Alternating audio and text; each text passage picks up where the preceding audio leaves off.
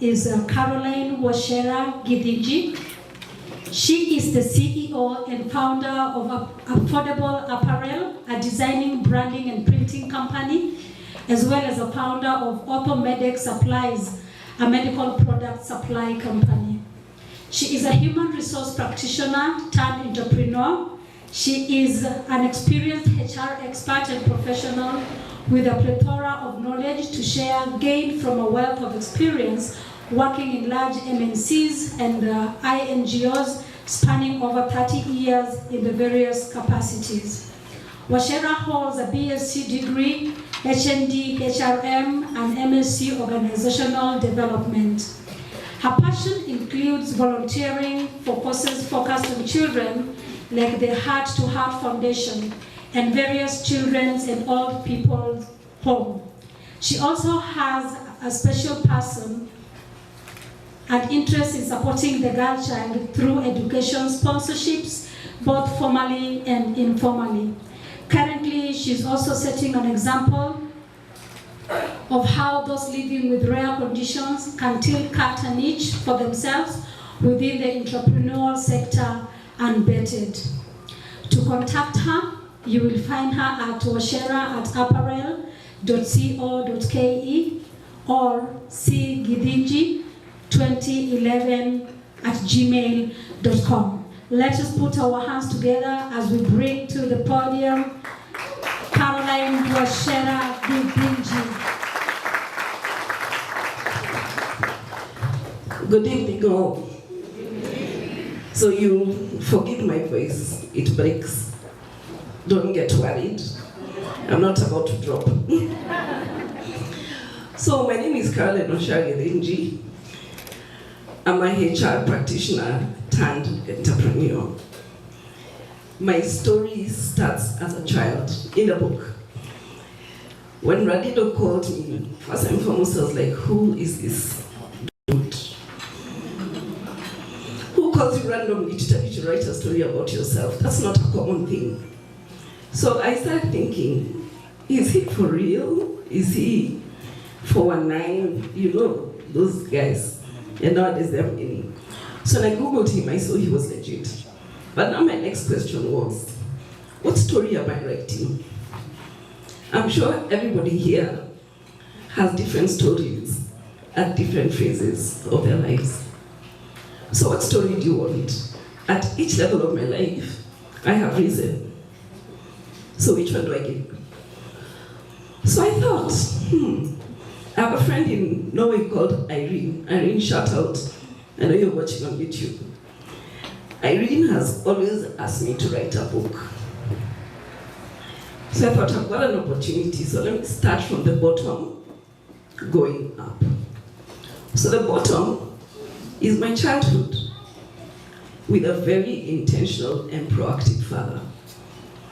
So if I'm going to write any sequential books, I needed to start somewhere. So I decided, let me start where it all started. The reason I stand here today is because my late father was very impactful in my life. He's who I am today because of him. The experience he put me through, which you read in the book, shaped the leader I am today. Does anyone know about starting HR? There are few HR people here. Did you know you're going to get into HR? Any other HR practitioners? Did you know?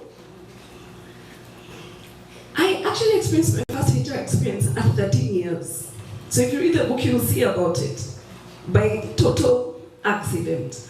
That was back in 1983. There was nothing like HR, it was personnel management. Nobody had taught me what to do in terms of building systems. But because of a nagging problem in my dad's factory, my 13-year-old head actually put it to good use. And I didn't know I was charting the path to my life in future. So, also watching my dad being an entrepreneur also made me feel, as early as 17, to become an entrepreneur. And my dad used to keep telling me, business is not good. Business is very tough. At 17, I told him, let's move house to a smaller house. Let's open a daycare center. Turn it into a St. Hannah's. No business. At 20, I gave him another business idea. So inside of me, I've been an entrepreneur because of him. But because of what I went through, as discussed in the book, I developed leadership skills. I was able to stand up and fight for myself. I was able to seek solutions where there were none. And I discovered that solutions are within ourselves. If you look hard enough, or if you get uncomfortable enough, you'll always find a solution. So my journey has been interesting.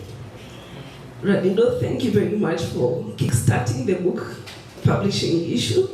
I'm now published author. I look forward to doing other, I don't know it to be other chapters or total books, but now you've got me thinking, because I have a lot of stories to tell. And these stories inspire people, scare people, confuse people, but at the end of the day, they mold who you are today. And can you imagine if your life was a straight line? Life would be so boring. So here we cry, we fall, we rise up, dust ourselves off, move on to the next step. Fall again, rise up, dust off, and move forward. So yes, thank you so much for gracing this occasion, for honoring us by coming and believing in our stories. You have better things you'd have wanted to do, but you're here because of this table, these authors. So we are really, really honored. I hope the book inspires you. I hope you look for future editions that we will do. And without God, nothing is possible. So even as an entrepreneur today, I stand here because I took a step of faith.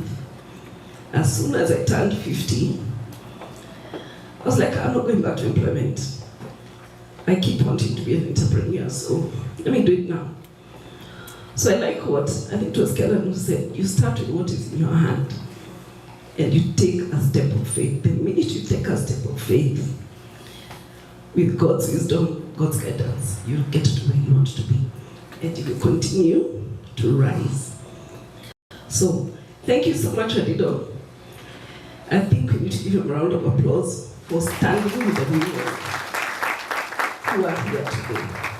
Thank you.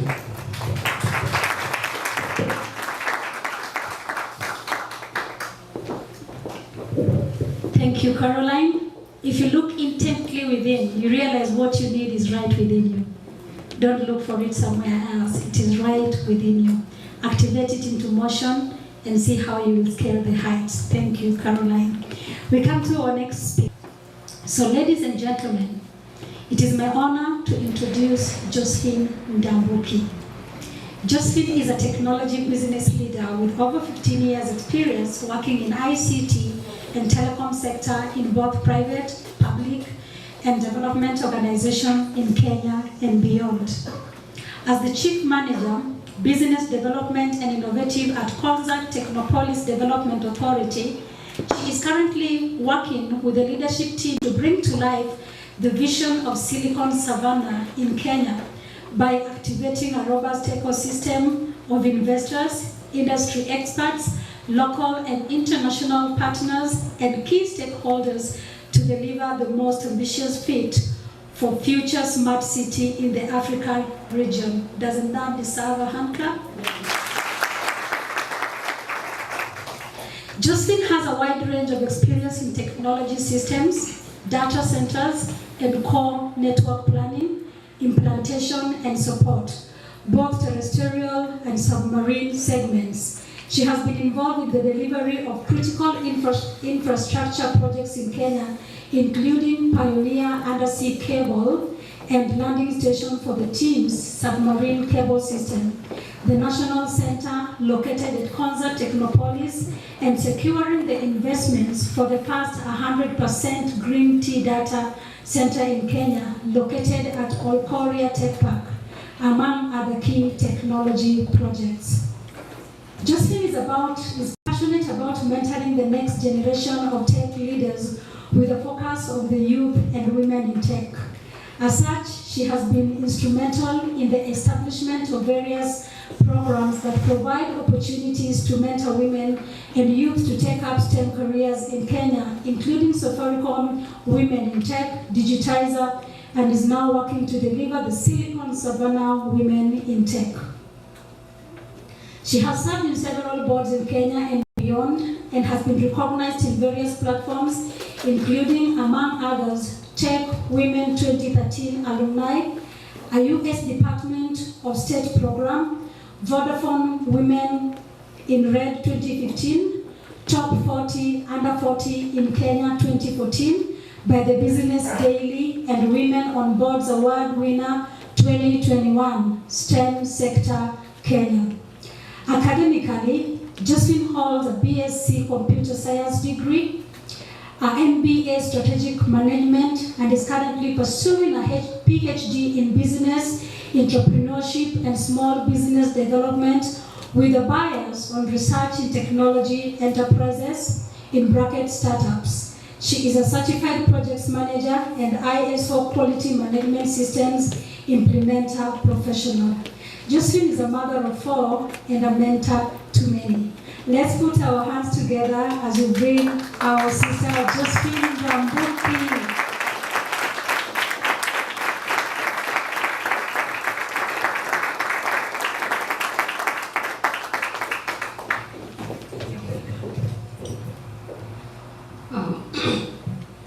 Good afternoon, ladies and gentlemen. Okay, so you will allow me to be the one that comes with a +1. And it's because all was well until yesterday. Then I got this very bad cold, so I cannot sustain a speech. But I will say a few things and allow my daughter to make the speech on my behalf. So, by way of introducing, I just want to recognize a few people. Who is one, my husband. I see that he takes all the love and all the heat. So he can stand and wait. He's seated somewhere there. Yes, thank you for coming. I also want to recognize my sister. My children call her another mom. So when I'm not around because of all these things, she can stand up. My children call her another mom. So that's a really powerful support system in my life. I also want to say that I'm a daughter to a Gen Z, Mercy. She is my firstborn, and she will be joining university this month. So she was telling me she's unemployed because she just terminated where she was interning. And then I will say I also have in the room one of my role models and mentor. You will meet her. She is Madam Maggie Ireri. Thank you so much for accepting to come. And I want to say that for me this has been a journey of self-reflection. And I will just finish by the quote that inspires me, is Esther 4:14, which says, if you keep silent at this time, relief and deliverance will arise for the Jews from another place. But you and your father's house will perish. And who knows whether you are not to come to the kingdom for such a time. So we should not keep quiet. And so I'll allow my daughter to just read the speech. Thank you. Good evening. My name is Mercy Waigera and I'm presenting a speech. Ladies and gentlemen, it is an immense honor to stand before you today as a contributing author to How We Rise. This book is a testament to the power, resilience, and agility of women who are redefining leadership success. It is a privilege to share my thoughts and experience alongside such remarkable women, and I hope my contribution offers inspiration and actionable insights to all of us. Allow me to start by acknowledging all authors for their spirit of generosity in sharing of their thoughts. This topic called for some real introspection and courage to draft our life journeys. Further, I thank Doso Radido and the entire Zion Pearl team that have been so instrumental in making us to this point. Your incredible friendly and consistency has led us to deliver. As an entry-level author, beginning part of this journey has opened my mind to a new field, and I am so grateful to be here today. Thank you. Reflecting on my journey and the insights shared in this book, I am reminded of fundamental truth. The world is brimming with opportunities. It is our imaginations and dreams that influence our possibility in this abundant world. Many times, the opportunities are not clear. They are enveloped in what we call work. To truly harness these opportunities, we must begin by identifying our why. Understanding our purpose is the cornerstone of any significant achievement. It fuels our passion and guides us through the inevitable challenges we face. When we know our why, we gain clarity and direction, allowing us to navigate life's complexities with confidence and determination. Dreaming big and acting are the next steps. We must not just dream but do. We must, as they say, dream with our eyes open, even if it means doing it afraid. Courage is not the absence of fear but the determination to act despite it. Often, the most significant accomplishments arise from moments of uncertainty and fear. It is in these moments that we must push forward, trusting in our abilities and the vision we hold. In this process, we might stumble, but we must embrace failure as a learning experience. Failing forward means using setbacks as stepping stones towards greater accomplishments. Every failure brings with it a lesson, an opportunity to grow and improve. By embracing failure, we transform it from a barrier into a catalyst for success. Complacency is the enemy of progress. We cannot arrive. I am a work in progress, and so is every one of us here. We must all commit to continuous improvement. The Japanese call it Kaizen. Focus on making small, incremental changes, looking for ways to improve performance in all fronts. This relentless pursuit of excellence ensures that we keep evolving, learning, and adapting to new challenges and opportunities. Continuous improvement is about setting higher standards for ourselves and striving to exceed them. It is about being better today than you were yesterday and better tomorrow than you are today.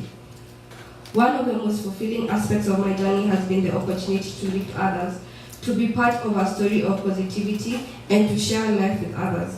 Success is the most meaningful when shared. By mentoring, supporting, and empowering others, we create a ripple effect of positive change that extends far beyond our immediate circles. When we lift others, we not only enhance their lives, but also enrich our own. This collective progress drives us all forward, creating a community of strong, capable, and resilient individuals. Finally, it is crucial to enjoy the journey of growth. The road to success is often long and arduous, but it is also filled with moments of joy, discovery, and fulfillment. Savor these moments and let them inspire you to keep moving forward. Enjoying the journey means appreciating the small victories, learning from the setbacks, and staying motivated by the vision of what lies ahead. As you read, I hope you find the stories and reflections as inspiring and action-packed as I have. Let this book be an inspiration. This book represents a circle of friends who have shared insights to guide and provide a source of strength as you navigate your own challenges. Embrace resilience and redefine what it means to be a successful leader. May it inspire you to dream big, take bold actions, learn from failures, continuously improve, uplift others, and enjoy every step of your journey. As I end, allow me to share with you a quote from one of my mentors, Linda Jones, since 2011. Perhaps most importantly, I will implore you to be true to yourselves and not to give up. You are good people. There is no shame in what you think and no shame in what you do. If you make a mistake, admit it and move on. If you struggle, admit it and move on. If you are successful, celebrate it. You are aiming for a bright, shiny summit, not just for yourself, but for others. Thank you, and may we all continue to rise together. Thank you. Thank you, Josephine Dambuki, and your personal assistant. Thank you. The secret is in knowing why. The secret is getting to know your purpose. Thank you for speaking to us. We continue to the next speaker. So I'm introducing to us Sonny Anangasa, a seasoned sales professional, a certified life coach with passion for mentorship and training, named by her father after the wrestler Sonny King. Sonny has turned her unique name into a symbol of excellence. With a background in economics and business studies and an MSc in entrepreneurship, Sonny has been in sales since 2002 and entered sales training 9 years ago. She runs Self-Mind Harvest Kenya Limited, a company specializing in sales and leadership training. Her extensive experience spans microfinance, help, FMCG, entrepreneurial education, investment backing, pay, go solar, and training consultancy, working in Kenya, Uganda, and Cameroon. Before founding her company, Sonny held significant roles such as National Sales Training Manager at M-Kopa Kenya Limited, Head of Sales and Training at Solar Panda Kenya Limited, and Head of Commercial at NG Kenya Limited, leading teams of over 100 sales managers and over 2,000 sales agents. An expert in green sales training, she continues to support green initiatives through her company. Passionate about women's mentorship, Sonny launched the Wadada Kupitiliza Mentorship Initiative in November 2023. Starting with 3 women in 2021, it now supports over 100 women in Kenya and Uganda. Makofi. She also volunteers with SME Founders Association as outreach coordinator and is an active member of Simba Toastmasters Club. She's a wife, a mother of 4, an avid reader, a traveler. Sonny values her faith and family deeply. It is with great pride that I introduce to you Sonny Anangasa, a true queen in the making.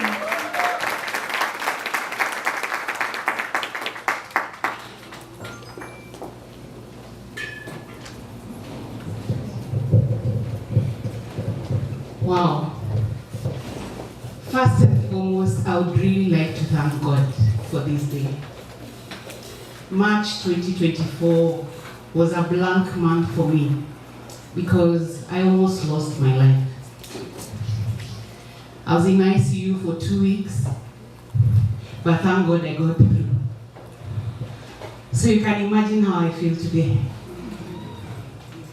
God wanted me to be an author, and there's so much more that He wanted me to do before I leave, isn't it? Yes. So I want to thank Him. I also want to take this moment to thank my son Pike, who is here. I have 3 boys and 1 girl, but Pike is here. Pike, please stand. I really thank him for being here. I want to really thank Mr. Patrick Walewa Juma. He's online.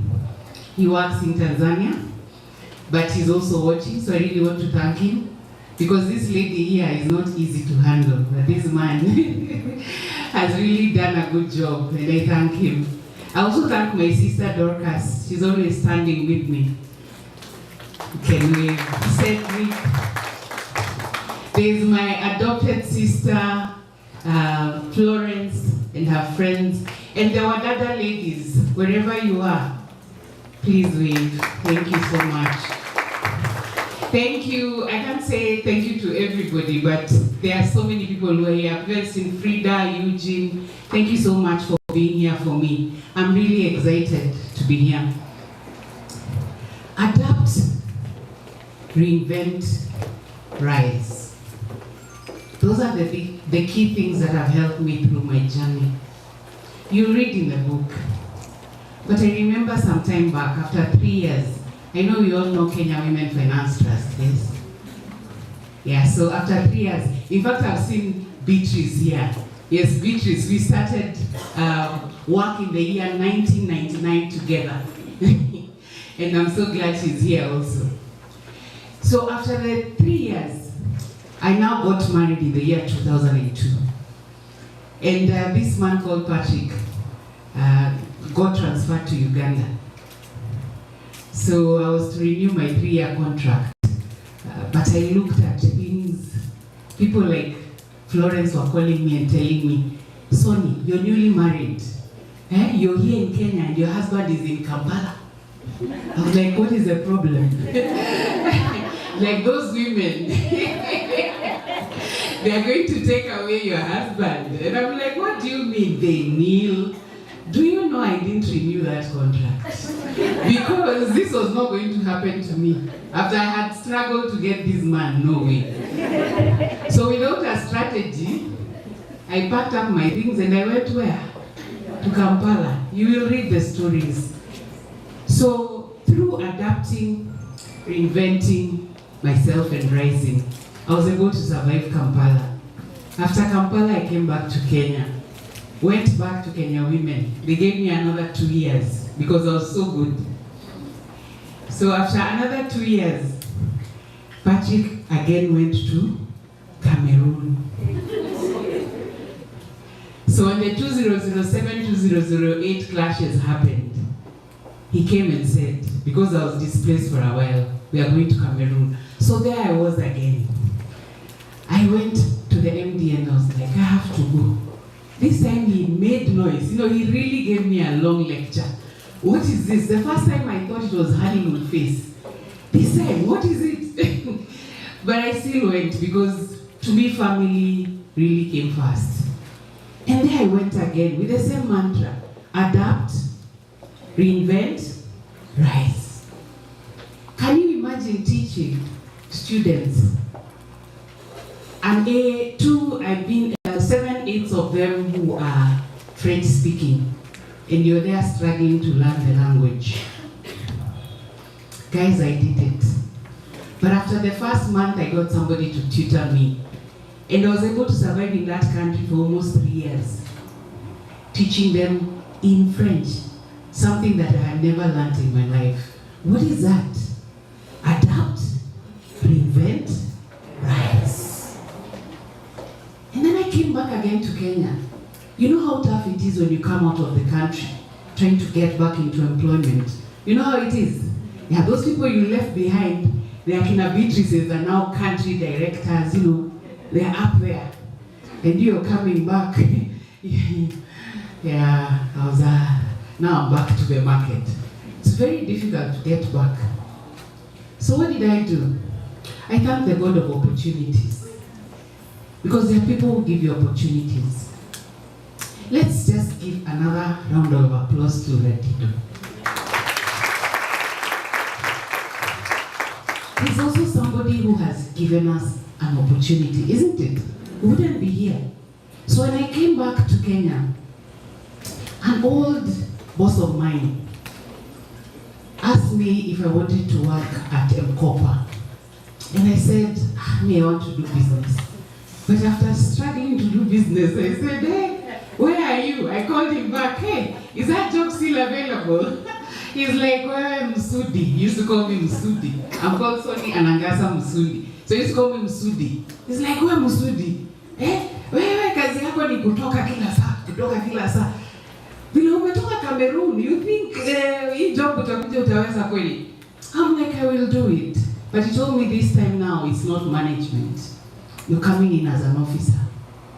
And I said, it's okay. So I went in as an officer. But with my same mantra, adapt, reinvent, rise. In a span of 2 years, I was the National Sales Training Manager. After another 1 year, I moved to another company as head of sales. And before I knew it, I could still sit in the same meetings with these people that I had left years ago when I was following to go to Uganda. I will not say much, but you get the drift. In order for you to rise, we do not dictate some of the things that happen in our lives, isn't it? Life can throw to us so many different things, but the question is, how are you able to maneuver around that situation? How are you able to adapt to that situation? How are you able to reinvent yourself and become that person that is required to perform that task that is in front of you? And how are you able to rise and still get back to where you're supposed to be? So my call, even when I work with the Wadadas, is to tell them always, through courage, resilience, and leadership, you will get far. And no matter what life throws at you, have what? Be able to adapt, to invent, and to rise. And now that I may say, God kept me alive for a reason. So I'm out here as an entrepreneur, doing what? Thank you very much.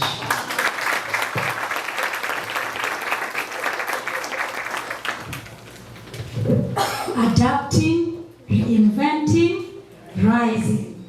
So we take that home with us. Adapt, reinvent, and rise. Thank you so much, Soni, for speaking to us. So at this time, we'll hear from our next speaker. Our next speaker is Lucy Wairimo. Lucy is a respected, unassuming, dynamic, result-oriented, and transformative people, policies, and governance leader. Her aim is to help humanitarian development organizations partner with governments to achieve better livelihoods, economies, and build resilience by delivering innovative, strategic, workable people and business solutions through design, development, implementation, and evaluation of policies that create high-performing partnerships. With more than 19 years of progressive global experience in international development organizations and collaboration with ministries of health, education, and governance committees in Africa, she has led organizations to achieve business objectives. Lucy is an internationally certified professional workplace mediator and trainer, certified professional of human resource, International and Society of Human Resource Management, certified professional and seasoned and active SPHRI and CHRBP certifications trainer, international and local board director, board evaluator, and a transformative leader. Further to the above, she is a fellow at the American Academy of Project Management, a member of the Kenya Institute of Directors Kenya, the Institute of Human Resources Management, the Kenya Institute of Management, MTI East Africa, and Karen Toastmasters. Lucy is a global professional with a keen eye for humanitarian development, people, policies, and governance, and recently awarded recognition as follows. One of the 50 African women making an impact in the corporate world and workplace 2022. Thank you. A nominee of Woman on Board Award 2022. And Top 100 Career Woman in Africa 2023. She says, however, that her most important and treasured title is Mother. Let us welcome the girl who took the stairs.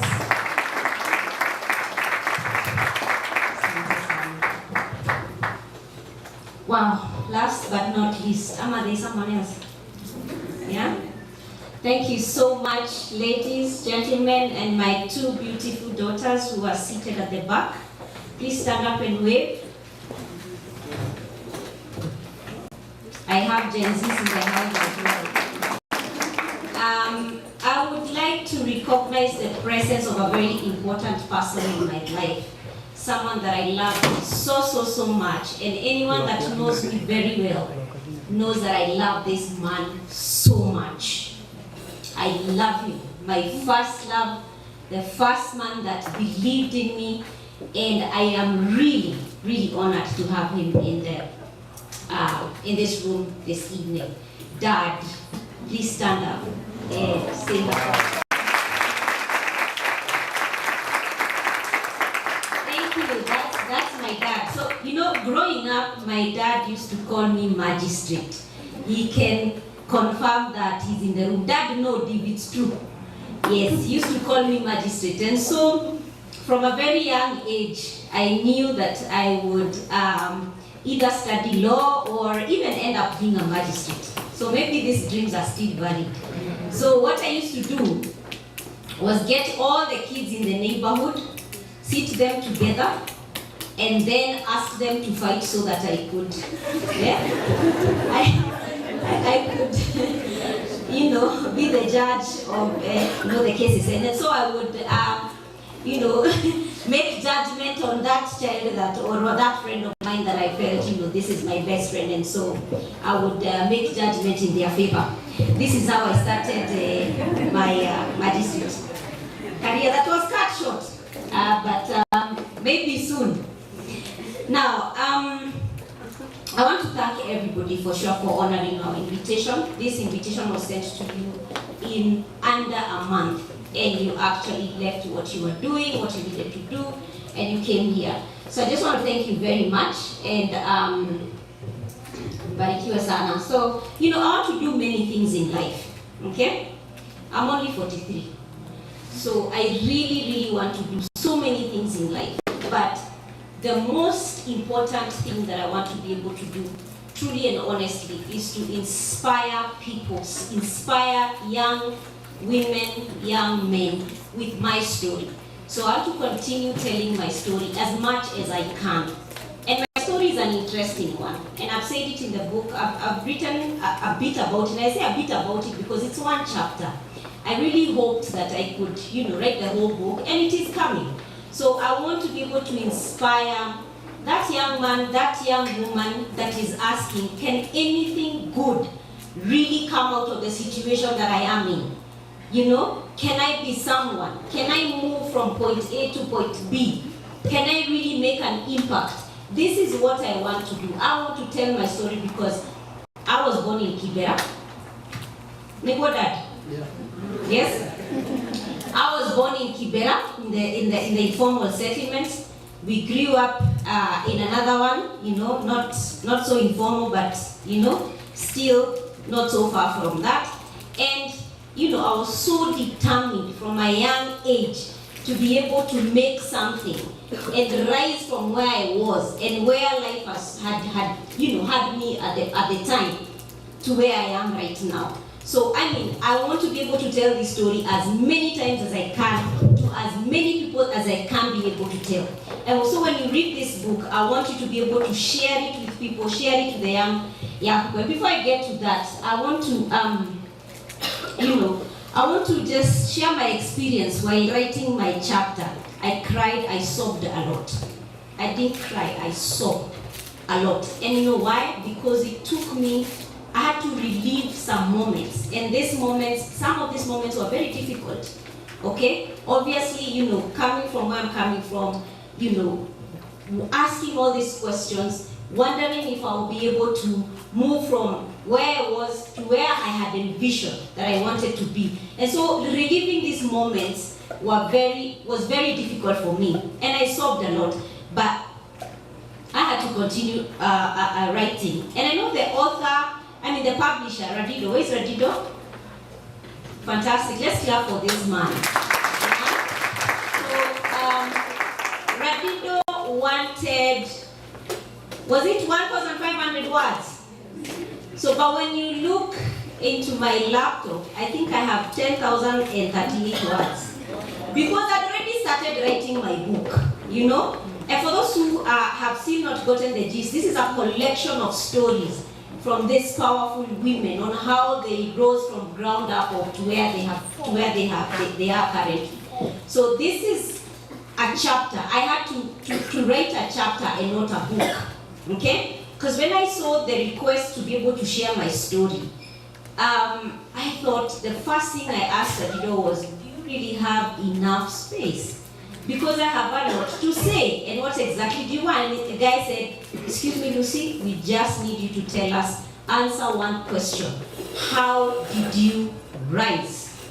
Now that's what we want. When you're going to write your book, we'll publish you, we'll help you write all those other things. So I stuck to this one question, and that is what I have answered in this book. And I am so sure you will love it, and most importantly, you will be inspired as you will be inspired by these other women that have spoken before me. Okay?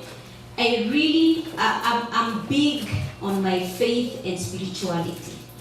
And this is my grounding. I know for sure, 100%, that I'm a woman helped by God. My story is a God story, and I want to believe that it's going to inspire everybody. And the reason I came with my daughters is because I wanted them inspired by these ladies. So they have work to do. Yeah, I wanted them to hear your stories. I want them to read. I think they've already started reading the book. I wanted them to feel inspired. They see how, when they see these women out there driving their big cars and all of that, they know they actually came from somewhere and they put in the work. Yeah? So I'm really grateful. And I just want to think about how I see this as a beginning of a ministry that is born, you know? And I think this is very timely, personally for me, because I remember the first time I got a message or a request to write my story was when Radido was doing the first series of a book called She Leads. So I would get messages from him, but I didn't take, I'm sorry Radido, I didn't take it seriously. But I was also a bit busy at the time. But you know, nothing just happens, isn't it? Nothing just happens. And so I think there's a reason I did not feature in that particular series. And this is mainly because I think this is not what the Lord wanted for me. Okay? So, because, I mean, she leads. You were supposed to tell your story on how you lead. Cynthia, most people in this room already know I'm a leader, isn't it? So, I mean, I was going to say, okay, guys, this is how I do, this is how I lead, how I impact people and all of those nice things. I think this is not what the Lord wanted me to tell. The Lord wanted me to tell a story that is my own story from, you know, back then. How did I get here? What did I do? What are those strategies I used? Because right now, if you find somebody who's finished school, somebody do you finish school? But somebody who's out of high school, perhaps, they don't want to know how you did. What do they want to know? They want to know, how do I move from here to there? You tell me. So this is what the Lord perhaps wanted me to tell. This is where I am at the right place at the right time, at the right hour, because this was a launching to me telling my full story, which in due time I'll be able to tell. So writing this book was an act of courage, 100%, and whose time had already come. And I'm really grateful that that I got to participate in this. So I just want to say that if you don't take this mic away from me, I will continue talking. So I just want to thank everybody that has continually nudged me to tell my story. And especially those who know it. You know, people I grew up with, people who know me from some place, you know. or who interacted with me and they know a little bit of it and said, you tell your story. So I just want to thank those people. They know themselves.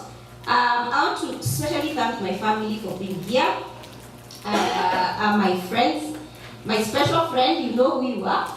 You're in this room. I really, really want to thank you. You've been pushing me to tell this story and supporting me, and I love you very much for that. I also want to thank the women that keep me grounded.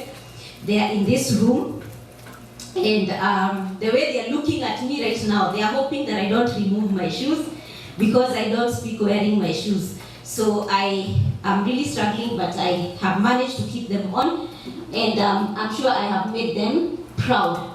So asanteni sana, I just want to say and encourage you people, when you rise, you know when you get where you want to go, please send down the elevator. Send down the elevator for somebody else.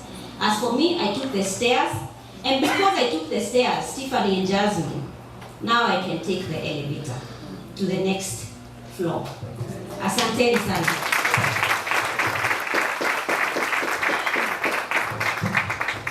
Thank you so much. When you take the stairs and you realize you're where you wanted to be, send down so that someone can find it easy. But you're also allowed, after taking the steps to where you wanted to be, for you to move further, you can now also enjoy the elevator. Thank you so much. We are moving on well. At this particular time, we're going to have our speeches done a little differently. Thank God for technology. We have two of our authors who unfortunately are not able to be with us today, not for a bad reason, but because they are engaged somewhere else, attending to some other duties just as important as this one. So they sent their apologies, but we're going to hear them electronically. So if you're seated in a way that you cannot see forth, you may want to reposition. You may want to reposition because we will be seeing them on the screen. So our next speaker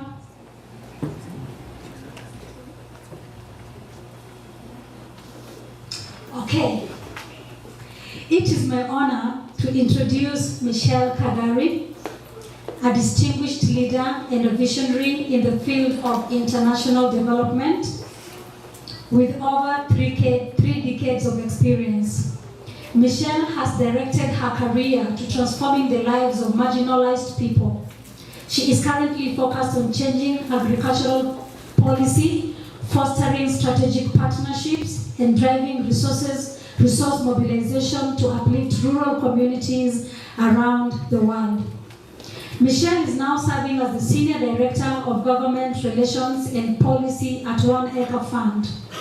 Michelle leads a dynamic team across 9 countries. Her leadership has been instrumental in aligning business strategies with organizational goals to significantly boost agricultural productivity and increase rural incomes. Through high-level negotiations and the formation of strategic partnerships, Michelle has unlocked substantial resources and generated new revenue streams, furthering One Acre Fund's mission. Michelle holds a Bachelor of Law from the University of Nairobi, a Master of Law in International Criminal Justice and Armed Conflict from the University of Tottenham, and a Master of Sciences in Development Management from the Open University, UK.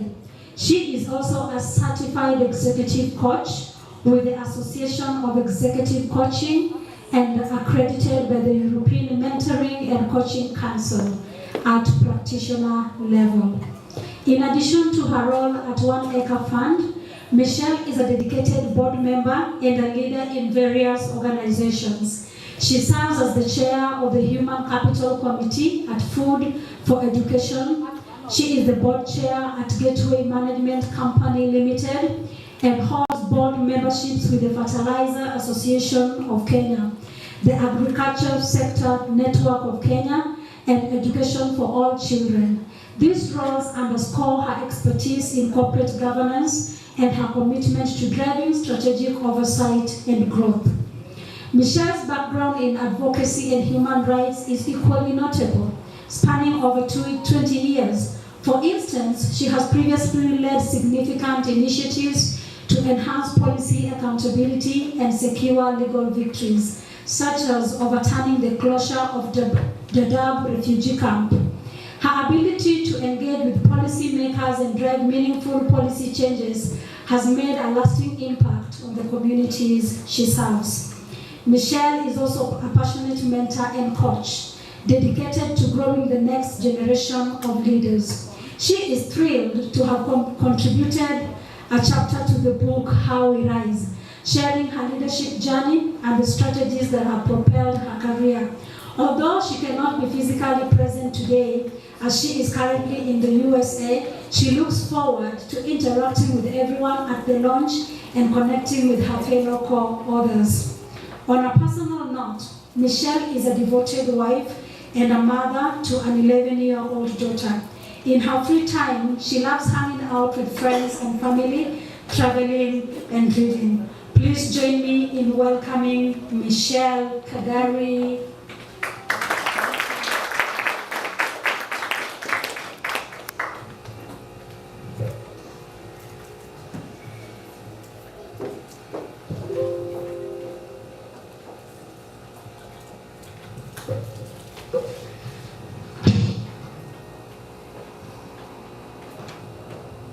Hello everyone. I'm thrilled and a bit daunted to be speaking with you today about my chapter in the book How We Rise. Being part of this book and becoming a published author is a dream come true, but it also brought on a severe case of imposter syndrome. I wondered, how will my story measure up against my co-authors? Would anyone care about my journey? In the end, I decided to share my story honestly, hoping it would resonate with women on similar paths and that the lessons I've learned would be helpful. I'm sad I can't be there in person to meet you all and share this experience. As I prepared this speech, I wondered what I could possibly say that would make you feel like listening to a talking head for 5 minutes. So, rather than rehashing my chapter, I will share what I'm calling unassailable truths that have emerged from my journey. These truths have changed my life, and I learned them through failure and challenge. I wish I had understood their power sooner. The first unassailable truth: your attitude is everything. There are 2 key aspects to this truth for me. The first, you have control over your response. Early in my career, I was excellent at articulating how hard it is to get ahead in our careers. From bosses who didn't understand our work, the nightmare of office politics, to the challenges that come from being a woman of color, a mother, and the burden of the care work that women additionally do. Then one day it hit me. By overly focusing on analyzing the problem, I was unwittingly ignoring and worse, excusing my contribution to my own career stagnation.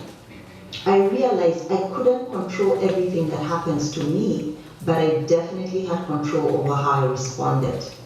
I found this shift so empowering, and I finally accepted that cliche that your attitude is everything. How you engage in a situation can change everything. So please own your part and take control of your journey. The second aspect of the unassailable truth that your attitude is everything is on accepting feedback. I used to struggle taking feedback. I would feel attacked and that my competence was being called into question. I would get defensive and then I'd dismiss it. Needless to say, this approach proved to be career limiting. 2 events changed my attitude towards feedback. In the first one, I did a comprehensive leadership assessment called Hogan, and I really liked how they framed the feedback on my leadership. They framed it as how I show up under stress versus how I show up when I'm at my best. And this helped me to see that both sides are part of me. Additionally, I realized that I could control the conditions that triggered my stress and poor leadership responses, thereby ensuring that I consistently showed up at my best. The second event was when I read the book How Women Rise by Marshall Goldsmith and Sally Helgeson, which I highly recommend. It showed me that my struggles were not unique and made it much easier to accept feedback on these. Learning to accept feedback has been transformative. I still struggle sometimes, but now I understand that when I'm getting feedback, it's a chance for me to do better and that it's not an attack on my character. The second unassailable truth, deal with the world as it is. A few years ago, I realized the importance of dealing with the world as it is and not as I wish it to be. Lamenting about what's not working and how it should be changed is futile. If I wanted to get things done, I needed to roll up my sleeves and work with the reality of the situation I was in, even if it sucked to do so. This insight has been a game changer in my approach to life and has had the added advantage of significantly enhancing my leadership effectiveness. To use an analogy, this approach is much like navigating through Nairobi traffic. You can't change the chaotic flow, traffic jams, or the crazy and unpredictable driving. But you can adjust your timings, you can find the smartest route, you can use different tactics to keep you calm and focused so that you reach your destination safely. The third unassailable truth, leadership is not about you. You are only as good as your people. John Maxwell's quote, if you think you're leading but no one is following, then you're only taking a walk, resonates deeply with me. As a leader, I measure my effectiveness by my team's performance, not by my technical skills. Let me break this down a bit. The first, building an A-team doesn't just happen. It requires sustained and intentional effort to identify the right people, understand their abilities, place them in roles where they can shine, and then create the culture that enables them to thrive. Second, nurturing growth. Just having the right people in place is insufficient. You need to nurture their growth. This involves providing ongoing training, mentorship, and support. It's about creating an environment where team members feel valued and motivated to develop their skills. And when they grow, the whole team grows.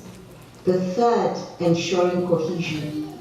Having talented individuals isn't enough. They need to work well together. This requires fostering a culture of collaboration and mutual respect, encouraging open communication, celebrating team successes, and addressing conflicts constructively are key to building a cohesive team that can achieve outstanding results. The third unassailable truth about leadership are strengths that women often naturally possess. Women excel at nurturing growth and fostering collaboration, yet we often undervalue these critical skills to our detriment. This is an area where I believe women can have an outsized and transformative impact on performance and results. My current focus is on growing my leadership skills, including through executive coaching and my board engagements. I hope that these nuggets I've shared are helpful to you. I've gone into more detail in my chapter. I look forward to engaging with you on these. My contact details are in the book, so please do reach out and tell me what you thought. Thank you so much for your time, and I hope you enjoy reading How We Rise.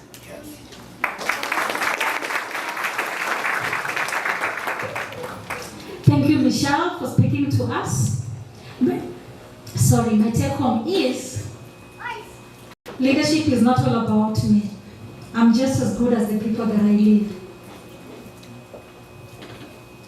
Normally we think of it the other way around. We are good, but what about the people we are leading? And then also be very careful to watch on your attitude. I think taking feedback is something that most people struggle with, including myself. And we've just been told it's good to take constructive feedback because then it helps you to improve and push you to the next level. We're now preparing to have our last speaker for the day. And she's also going to speak to us electronically because she's unable to be here, attending to some other equally important matters. but we thank God for technology. You can be present when you're absent. So, Mary Yvonne Ododa is our next speaker. Mary Yvonne Ododa is a development strategist and a peace builder with a primary focus on project management, operations, research, and resource mobilization. Her mission is to enhance the quality of life for the disenfranchised women and marginalized populations, promoting peace and security through impactful initiatives in the sub-Saharan African region. Mary Yvonne is not only a pivotal figure in peace building, but also a distinguished author. She has contributed profound insights on critical topics such as gender equality, human rights, peace and security, and African entrepreneurship. Her latest book on cross-generational dialogue and mentorship is a statement to her commitment to fostering positive information across diverse organizations. In 2020, she founded Jarumi Ventures Africa, a Pan-African firm dedicated to empowering startups and organizations to reach their full potential in operations and processes. Additionally, she is one of the founding directors at Nuru Trust Network, a non-profit organization dedicated to empowering youth and marginalized communities in sub-Saharan Africa. Mary Yvonne's international experience is extensive, having collaborated with renowned organizations such as Peace Child International, COMESA, and Earth Day Network. Her work aligns with the Sustainable Development Goals, focusing on youth and women, addressing pertinent issues under impact initiatives spanning several African countries. These initiatives tackle climate change, entrepreneurship, peace, and security, demonstrating her commitment to creating a sustainable and equitable future. Recognizing her significant impact, Mentor magazine honored her as one of the top 20 female social impact founders, and she has been recognized among Africa's brightest young minds.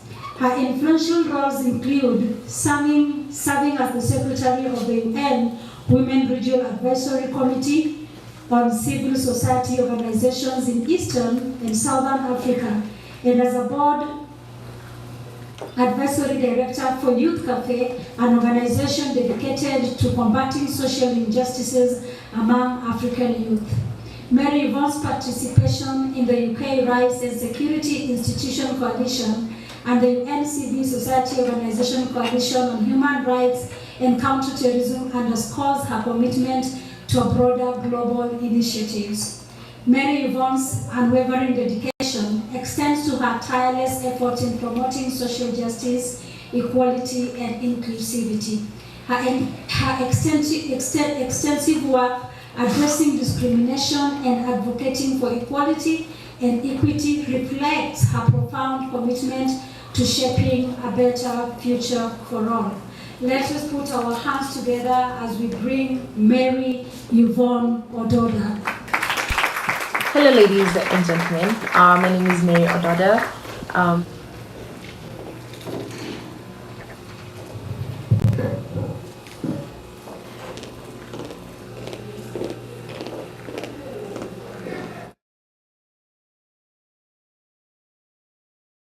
Unyielding Spirit, a story of resilience and impact, which is featured in the book How We Rise, and apologies, I could not be there in person. This book is a navigational guide for women who aspire to elevate their lives, careers, and businesses. Its core message is to utilize practical tactics from successful women to develop strategies that others can adopt to navigate their own paths to success. In my chapter, I delve into the transformative power of resilience. Resilience is not just about enduring hardships, it's about thriving despite them. It's about transforming obstacles into opportunities and leveraging challenges as stepping stones to greater achievements. My journey and the lessons I have learned underscore the importance of embodying an unyielding spirit. This spirit of resilience is crucial for women everywhere to strive to rise above their circumstances and create impactful change. How We Rise offers a wealth of knowledge on how women can rise within the African context. It grows from the rich experiences of women leaders from diverse backgrounds, providing practical insights that will benefit individuals, organizations, and communities. These insights are vital for supporting and maximizing women's resourcefulness. Throughout my journey, I have witnessed the power of unyielding determination.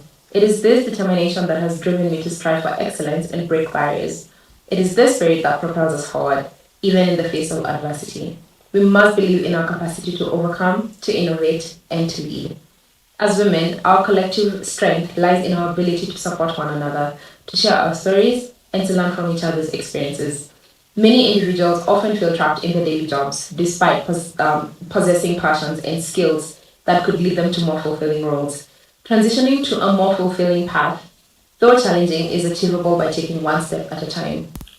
Throughout my career, I have learned to understand my strengths and weaknesses, embrace collaboration over competition, and seek out individuals who complement my abilities. Our experiences are interconnected, teaching us valuable lessons along the way. Patience is crucial, as not everything falls into place immediately. Identifying and addressing gaps in knowledge or practice is essential for personal growth. Witnessing the concrete transformations our work brings to the lives of marginalized and the disenfranchised fuels my motivation. I am deeply committed to promoting fairness and amplifying the voices of those unheard. I am inspired by the potential of young individuals to bring about positive change in our continent. Observing women creating their own opportunity further drives my dedication to establishing an environment where the next generation can begin from a strong foundation, equipped with ample opportunities and support to flourish. Moving forward, I draw inspiration from the words of Chinua Achebe. The most important thing for us is to keep our heads above the water, to stay afloat, to survive. This wisdom serves as a reminder that resilience and perseverance are the keys to overcoming any challenge. It is our unyielding spirit that will enable us to rise, to inspire others, and to create a future filled with hope and possibility. How We Rise is more than just a book. It's a beacon of hope and a roadmap for women aspiring to rise above challenges. Through resilience, collaboration, and unwavering determination, we can create a world where every woman has the opportunity to achieve her fullest potential. I encourage you all to read How We Rise and be inspired by the powerful stories and strategies it offers. Thank you. Technical glitches, they occur when least expected. We began well, we have moved on so well, so we're finishing strong and well. I think the last part of her speech was a little bit audible. Could we keep it at that? Is it possible to keep it at the last statement she just made?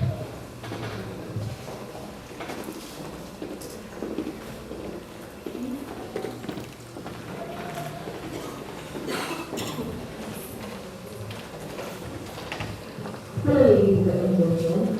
This is the book How We Rise, and probably I'm not here.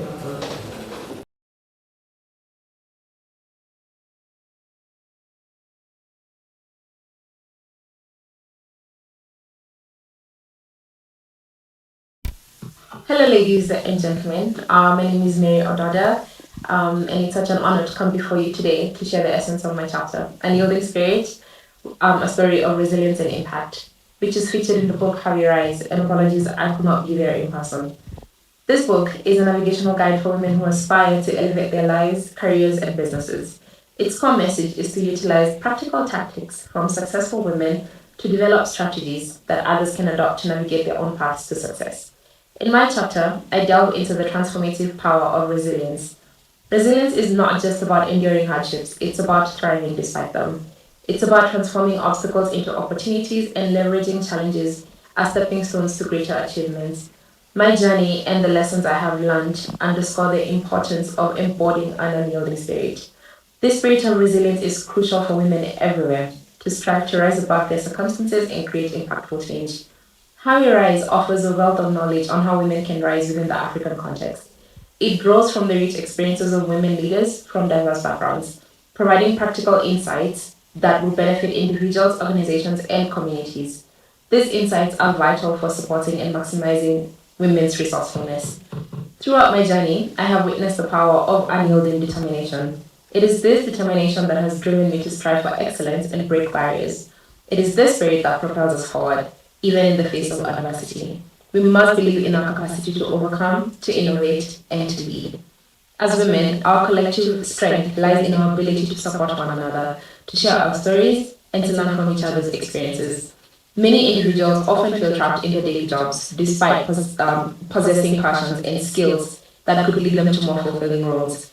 Transitioning to a more fulfilling path, though challenging, is achievable by taking one step at a time. Throughout my career, I have learned to understand my strengths and weaknesses, embrace collaboration over competition, and seek out individuals who complement my abilities. Our experiences are interconnected, teaching us valuable lessons along the way. Patience is crucial, as not everything falls into place immediately. Identifying and addressing gaps in knowledge or practice is essential for personal growth. Witnessing the concrete transformations our work brings to the lives of marginalized and disenfranchised fuels my motivation. I am deeply committed to promoting fairness and amplifying the voices of those unheard.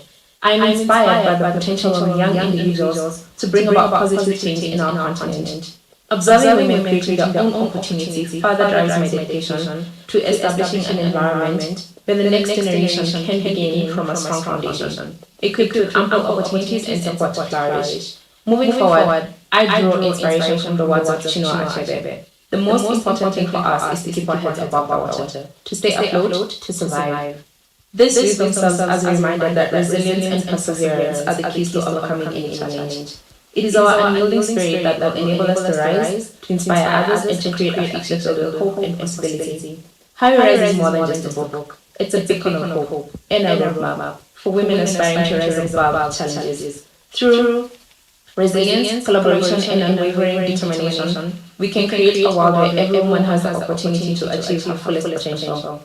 I encourage you all to read How We Rise and be inspired by the powerful stories and strategies it offers. Thank you. Our highly esteemed authors, collecting 12 women from different places who have never known each other, with different backgrounds, different careers, different experiences, and bringing them together to compile and publish a book is a great thing. You get to be taught of so many people in one book. Normally we buy books authored by just an individual, but this is a book authored by 12 different women. I know our lives cannot remain the same. We thank you so much. I'm happy to be here. I'm glad I came, and I'm so glad to have been part of this. We are moving on with our program, and we want to enter into our next session, where we are going to have our keynote speaker. I want to take this honor to bring to the podium the founder and director of Zion Pearl Publishers, Mr. Dooso Redido, to introduce to us the keynote speaker. You're very welcome.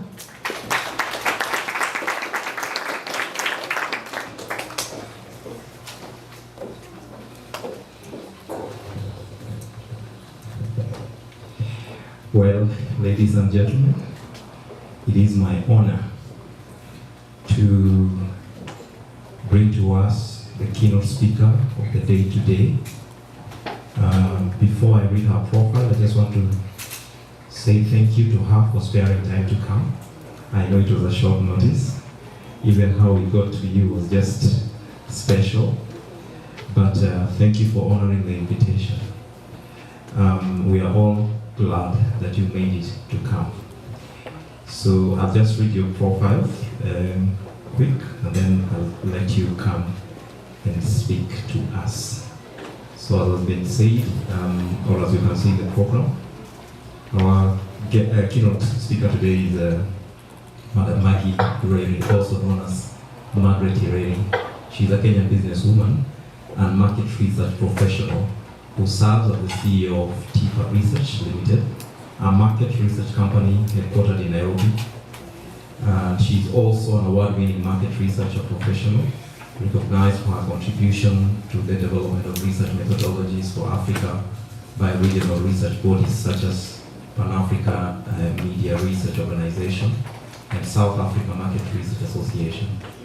Ms. Ireri was hired as the head of the research division of Stedman Innovate Uganda Limited, based in Kampala, in Uganda's capital city. After nearly 4 years in that role, she was promoted to country manager, Stedman Innovate Uganda, serving in that capacity until July 2005. She served as the business development director for Africa for the rebranded company of Ipsos Innovate in the countries of Ghana, Kenya, Nigeria, Tanzania, Uganda, and Zambia. She then served as the managing director of Ipsos Kenya Limited for 3 years, 9 months.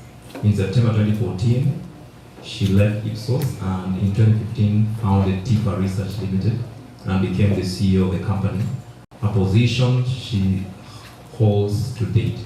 In 2006, Irene won the Eddie Schultz Award by Research International for a paper she wrote for contributing to the development of research methodologies in Africa. In the years of 2011 and 2012, she was recognized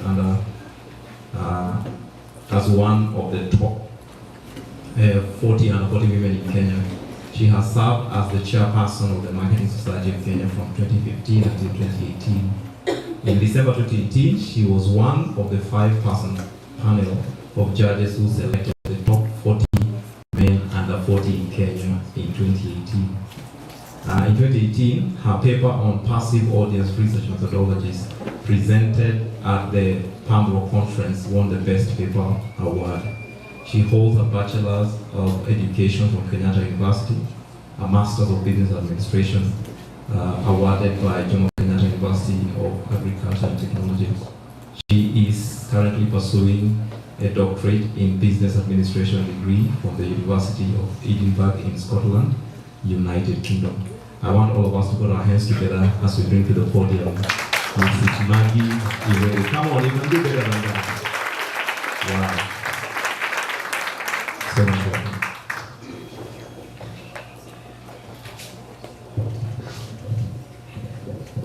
Okay, so I was asking for permission to ask you to all rise and stretch a bit. Please. Okay, hands up. Hands up. Okay. Turn around, round, round, round. Okay. Stamp your feet. I forgot to tell you to lower your hands, okay? Great. Now you can have a seat. And it's been a long afternoon, and I'll try to keep my speech very brief. And I just want to start by thanking Josephine for inviting me. And it was short notice. I actually had a function on, was it Wednesday? And I got home at 1 a.m. because the event took such a long time. I vowed to myself I was not going to leave my house this week. Josephine convinced me, and here I am. So thank you, Josephine. And I want to say, based on what I've had, I do not regret. I think I needed this forum. It has been very therapeutic. You know, sometimes you live a life where you're analyzing reports, data, then you forget that there are life experiences such as ours have listened today that are very inspiring. I am turning 50 next year, and listening to you guys, you have challenged me. What am I gonna do for the next phase of my life? I need a plan. And I've taken a lot of notes, yeah? So thank you. Now, I feel a bit intimidated standing here to speak because I feel that the women who have written the chapters are high achievers. You've done a lot, and congratulations. And the fact that you've written those stories, some of you have come with your daughters, your sons, your friends. It is inspiring that you're passing on your wisdom and experience to the next generation, and also to us who are the older generations. So thank you very much. Writing a book is very difficult. I write reports. In a given month, I probably write like 3 or 4 reports. Some reports are even 500 pages, others are 40 pages. I sit down and we analyze data, but I have never written a book. I started, it got stuck. So whatever you have achieved, well done. And I want to congratulate the publisher, Duso. Am I pronouncing your name correctly? Duso. Congratulations for getting all these women together to write this book. I just want to start by sharing a quote by Sheryl Sandberg. She was a CEO on Facebook, if you remember, and she's written a book like you guys. So she wrote a book, you guys have written a chapter, and combined to a book, so we're expecting a book. But let me quote her. Leadership is about making others better as a result of your presence, and making sure your impact lasts beyond your absence. By writing this book, all of you women have made all of us better, the ones who've listened. To all the people who are going to read, I can assure you, you'll be better people. And beyond your life, and I'm not saying that you're going away soon, no, 100 years down the line, we shall still be impacted by your presence, which will be in the book. So congratulations.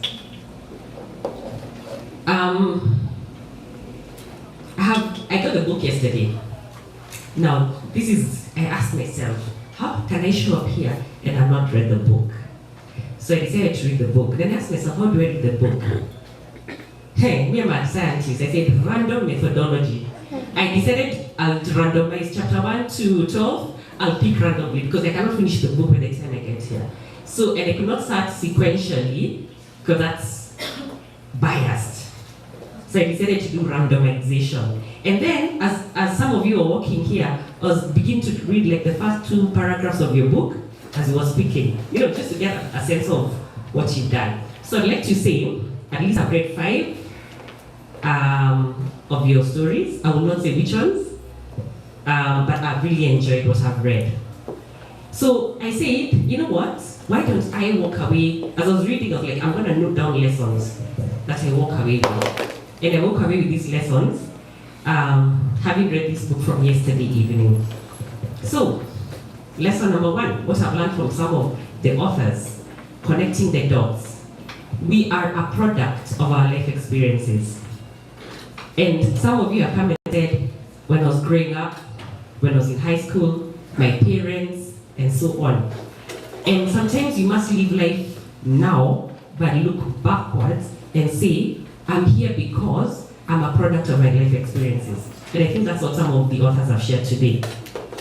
Another thing I've gotten from this book, should I call it a book or books? Let me say books because I'm prophesying what's going to come, yeah? So what I've gotten from these books is that there's no straight path to success. You go this way, you go zigzag, you go backwards, you cry a bit, and then you have to pick up yourself to press on. And we thank you for being vulnerable by sharing experiences. Another message I got is restoration. Restoration, for those who go to church, means that when you have lost a lot, let's say for the last 5 years, you have not worked. What does that mean? You've lost income for 5 years, yeah? You've lost career opportunities for 5 years. Restoration means that God brings you to the point where you get to a point where you get the 5 years you lost, plus more and more. Some of the experiences that I read from the authors talks about restoration in career, in business, in personal life. It's amazing that restoration does happen, and you can learn that from the authors of these books. Another thing is navigating family and career.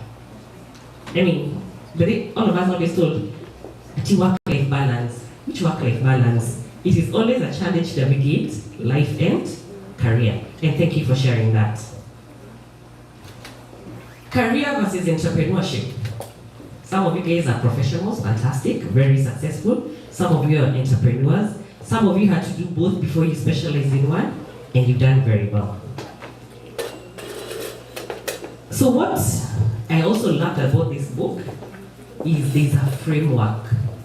Have you ever had an experience and you're asking yourself, what is this experience? What is this feeling that I'm getting? How can I coin it? When you read the beginning of this book, it has terminologies. Yeah? Things like imposter syndrome, glass ceiling, and all that. And I would encourage you to read it because in your career, your professional life, you will face experiences and you'll wonder, what is this thing that I'm seeing? How do I navigate it? But this book tells you, because of the experience that I got, this is the framework. And when you go to the internet, you can actually say, this is what I'm going through, how do I navigate? So this book is very scientific. It has put all the experiences together and given us frameworks and case studies. Very good. Now, when I was reading this book, I was reminiscing about my career.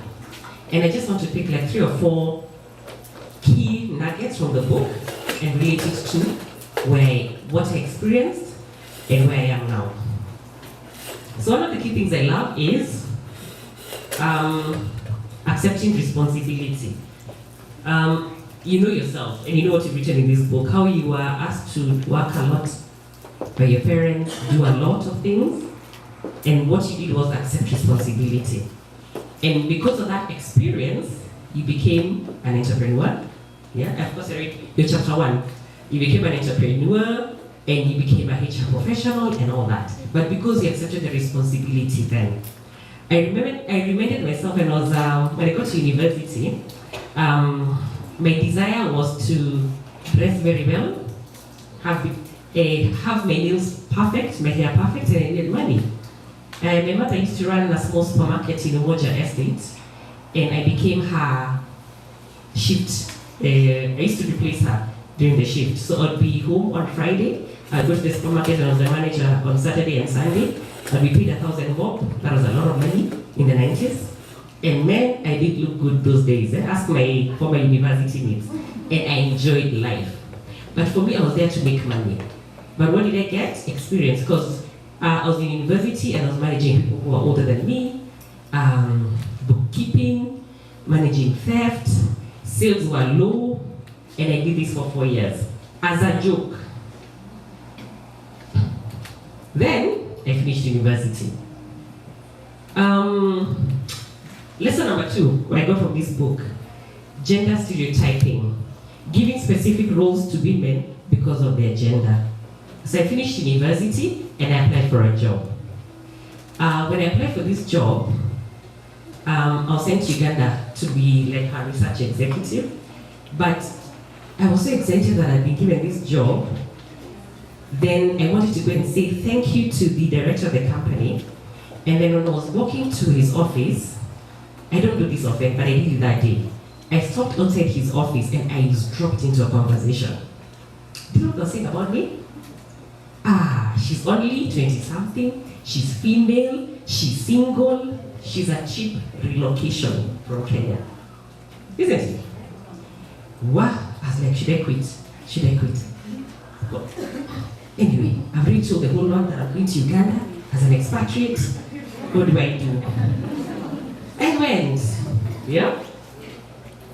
And in 1999, I went there as a research executive who was supposed to be brought back to Kenya after 6 months after they got somebody qualified. I used to wake up I used to be in the office by 5 a.m. in the morning. I would work until midnight. I did whatever I did in those past 6 months got me confirmed, and by the time I left that country, I was country manager. So what does this book tell us? The gender stereotypes, even age stereotypes, but you can overcome them. Another thing, as I was reading this book, there's a framework or terminology that came through, the leaking pipeline. Yeah? You should read this book, for those who not read it. The leaking pipeline. What does this talk about? That women get tired, they get fatigued, and at some point, they drop out of the race. And it is okay, and you feel that it is okay for you to drop out of the race. But this book tells you no. You cannot. You should not.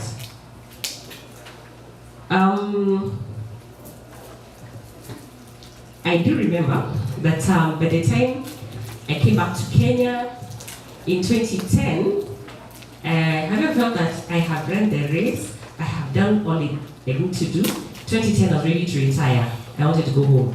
I wanted to do nothing for like 5 years. I was tired of working because I pushed myself this hard. And I met a lady, God bless her soul. She's still alive, by the way, fantastic mentor.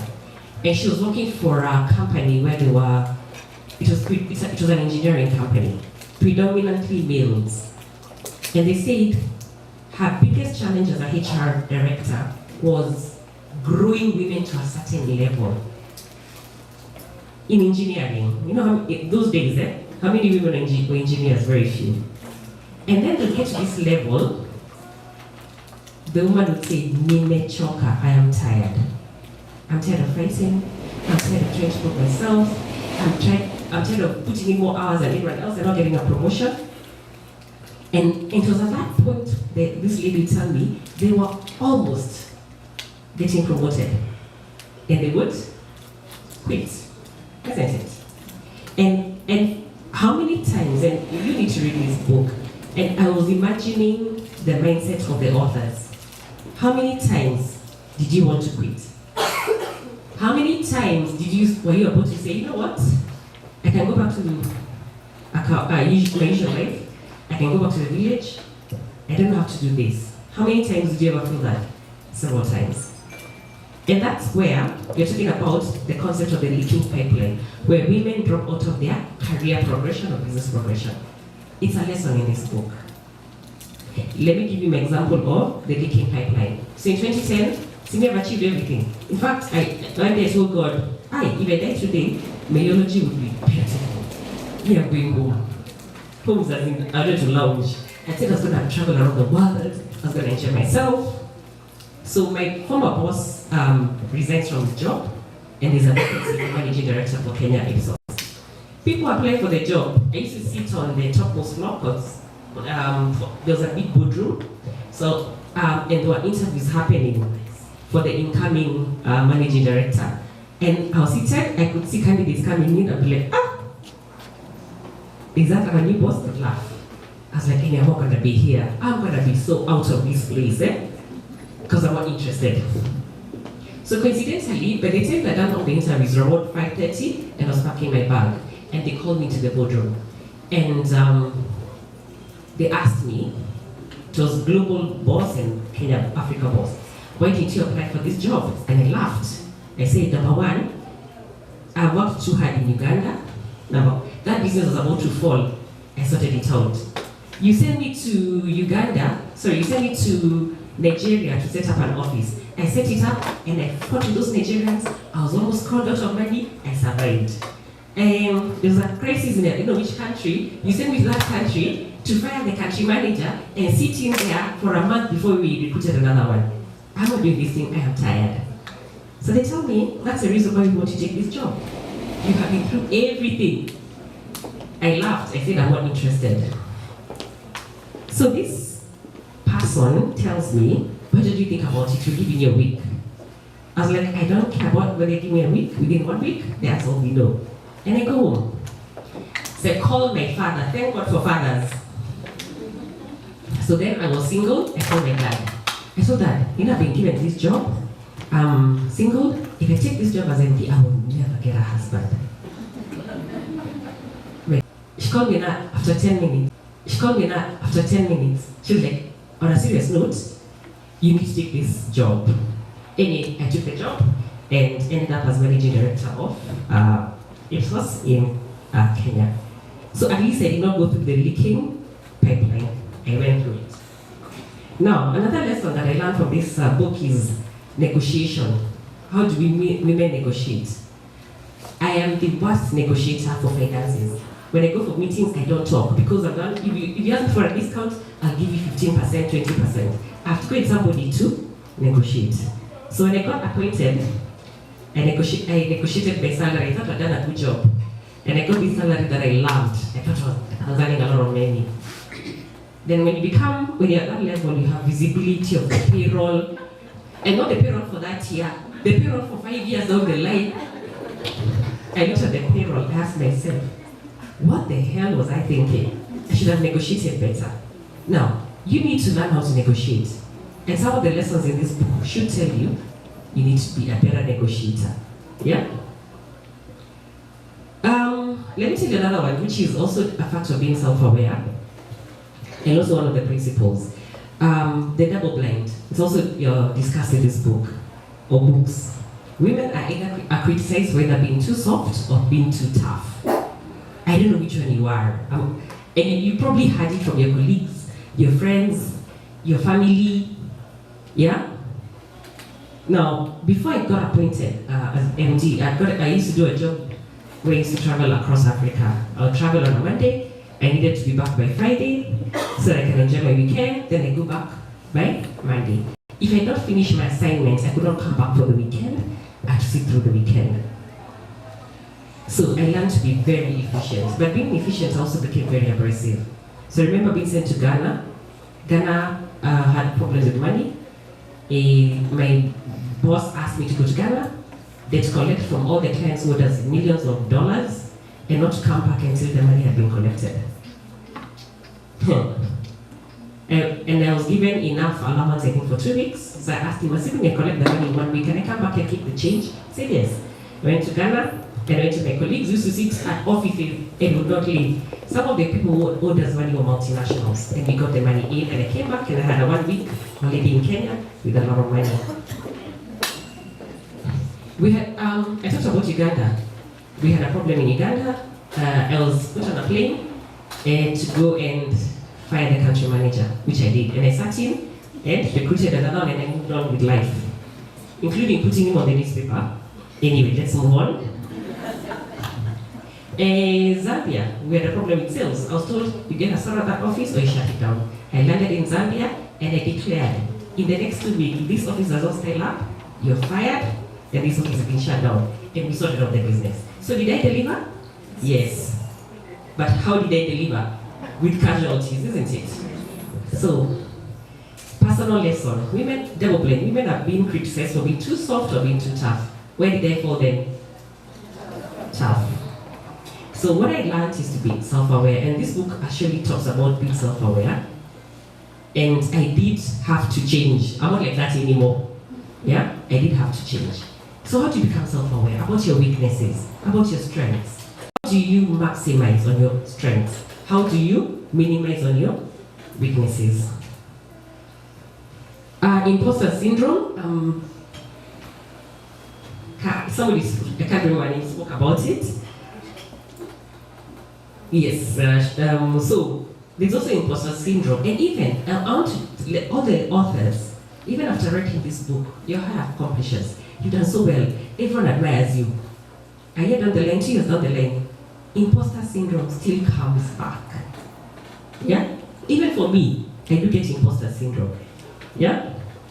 This is when you are an achiever, but you start doubting yourself. It happens to a lot of people. So I remember when I started running my own business, I sat with a friend of mine, and all I'll do is talk about the competitor. Oh, the competitor is doing this. The competitor is doing this. I would have sleepless nights. In the morning, I wake up and think about the competitor. In fact, now I started having strategies that were going to counter the competitor. And then I had lunch with a friend, and I thank God for that friend. And he told me, the biggest problem with you is that your conversation is about the competition. Morning to evening. Every time I call you, you're saying the competitor did this. So he told me, I'm giving you 1 hour event. I vented for even 2. Say fine. From today onwards, you need to understand. The competitor is not company XYZ. The competitor is yourself, me. And it's not me as in my attitude, my mindset, and all that. And he said, the day you'll be able to, that's competitor number 1. Number 2, your next competitor is your audience. My audience are clients and so on.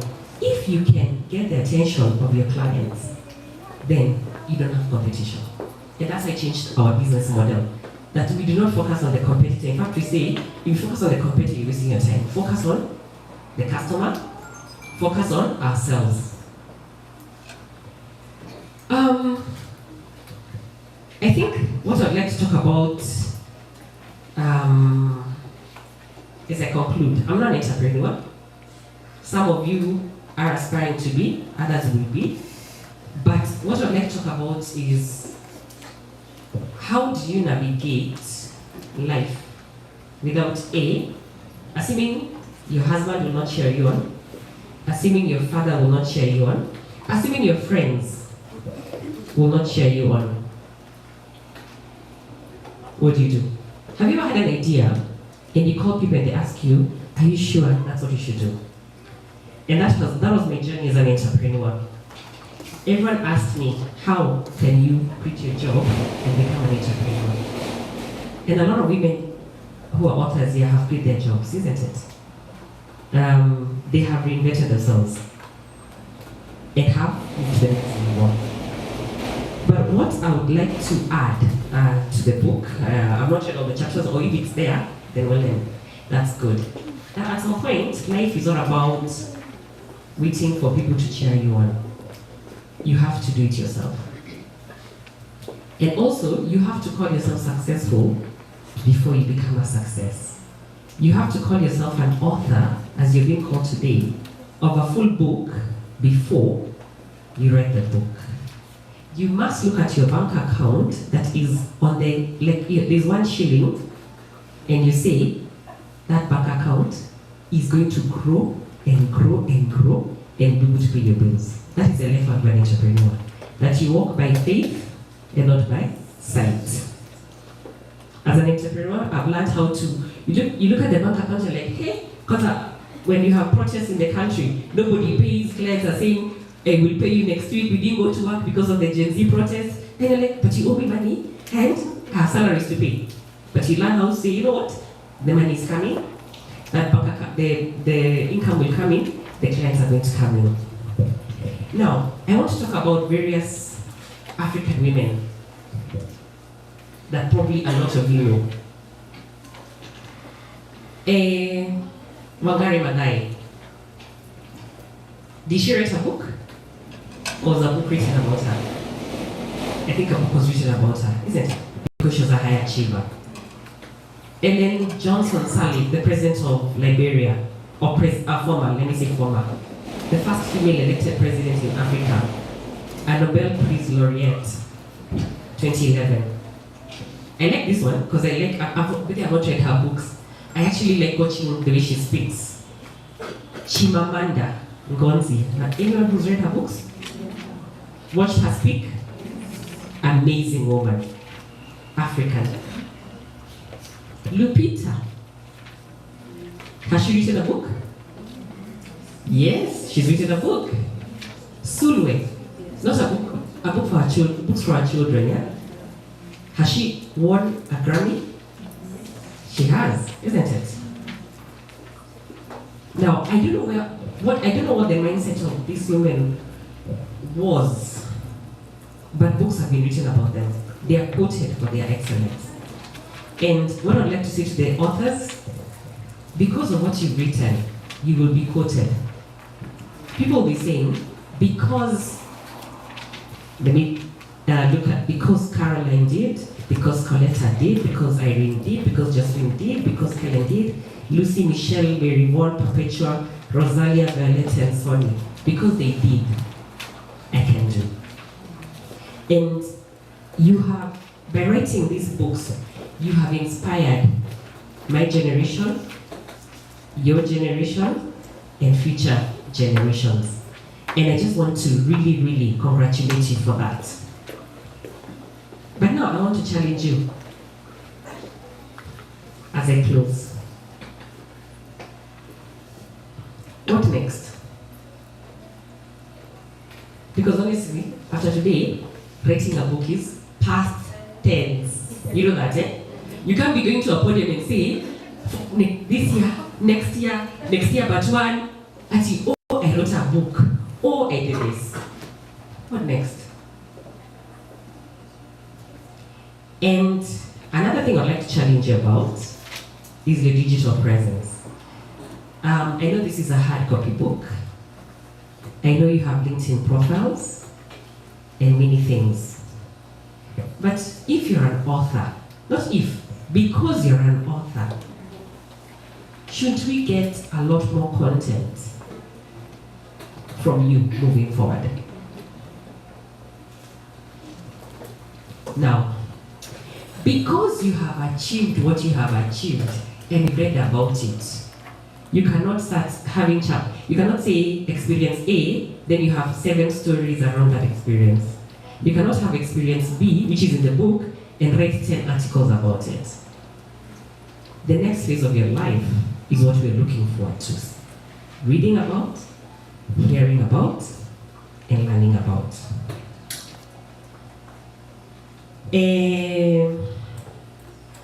I'd like to give you a story. I'm about to conclude. Personal story. One day, me and my colleagues woke up in the office and we said, we need to dare. We call daring. Daring means you do something that will make you so nervous, but when you achieve it, you'll be very excited. And I sat down with those days we were young. And we said, and I sat with these guys who were like 15 years younger than me. And there was an IT, there were some digital guys. And those are the people who I say, if it wasn't, you guys were the revolution that elevated my profile, if I can say that. So, what did they say? They said that we are going to create so much content that you will be invited as a speaker to the Alikansachu forum. I don't know how many of you guys know about Alikansachu then. He had a forum where he invited Museveni, he invited Christina Lagarde, who was then the, I think, top boss of IMF. He invited the top boss of the Central Bank of Kenya, Patrick Njoroge. Anyone else you remember he invited? You guys remember Ali Kansachu's platform? Sorry? Eric Wenena, musician, and the names go on. So we said we are going to roll and create so much content that Ali Kansachu has to say, Mikey, would you come on to the show? And I told those guys, you guys are joking. This is not achievable. You know those young kids told me, let's try. And we tried. We worked hard. We worked hard. We worked hard. And then I got invited to the show, which was it used to be at Intercont, and it used to be on a Saturday. So I got the invitation like 3 weeks before. I said, oh my God, I've achieved it. And we got excited. And then those kids told me, can we do something more daring? And I asked them what? The day you appear on the show, can you make sure that a survey that you have done is on the headline, on all news items, in the front page of newspapers? And I was like, you guys are not serious. What does that mean? We have to think of the content. We had to assess our audience. We had to assess the journalists and say, this thing will happen. Do you know, I used to wake up in the morning and feel like my stomach is sick because how are we going to achieve this? And as for my young people, we will do it. We are going to walk on water. And we did release a poll on a Friday. And on Saturday, we were on the front page of The Nation, The Standard. We were headline news every hour the day before. By the time we walked into that show, the place was overbooked because people who had not intended to show up showed up. Isn't it? I did not do it alone. I did it with people who were younger than me. People who dared to dream. Let me share my last one. After we finished that, I thought, hey, recess. Can I do my normal reports? These kids came and said, let's do something. And I'm like, no, we are going home, I'm going home. Let's do something. I said, no. They said, we need to meet all the presidential candidates for that year. All presidential candidates. And they said, we want them to come to our office. I was like, no. There were about 7 presidential candidates, 5 visited our offices. Not account of me. Because I had a team and they dreamt big. This team was 15 years younger than me. Now, I want to ask our authors today, you have achieved what you're supposed to achieve. I demand that in the next 10 years, you do much more. Number two, do not do it alone. Because where we've gotten to, we have a Gen Z movement. You may not be able to achieve fast or faster if you don't partner. Partner with somebody younger. Allow them to mentor you as you mentor them. Allow them to make you dare. And when you have dared and achieved, call me. After you know, okay, call your family, the authors, TC, call me, and I will buy you lunch, and we can talk. Now, as I conclude, I would like to ask everyone to stand up again.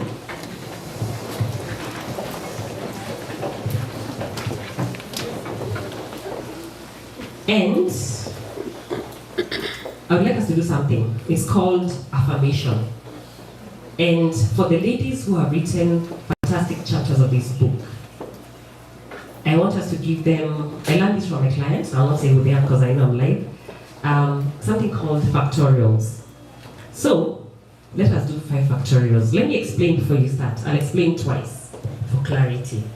We're going to clap 1, 2, 3, 4, 5. 1, 2, 3, 4. 3, 2, 1. Those are 5 factorials. If you had 10, we'd have done 12. Or should we do 12? Yes. You want to do 12? Yes. Hey, okay, guys are ready to do 12 because you're 12. So we're going to do 12 factorials. And after we do the 12 factorials, we must shout the name of the book, How We Rise. So 12 factorials. After the last one, shout How We Rise, and then now we can hand over the event back to the organizers. So why are we doing this? We are recognizing that these ladies have done a lot, much more than all of us could have done, and that they've actually opened up.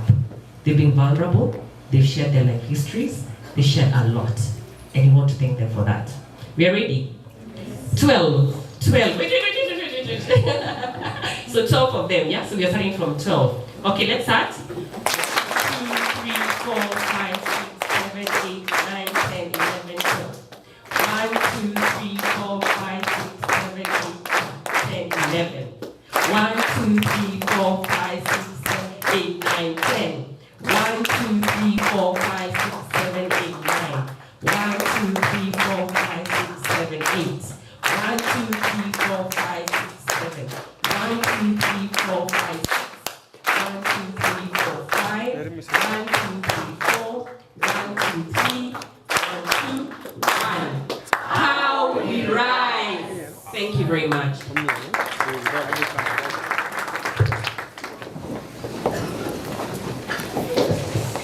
Thank you. We request that you stay just a little bit because we want to officially declare the book launched.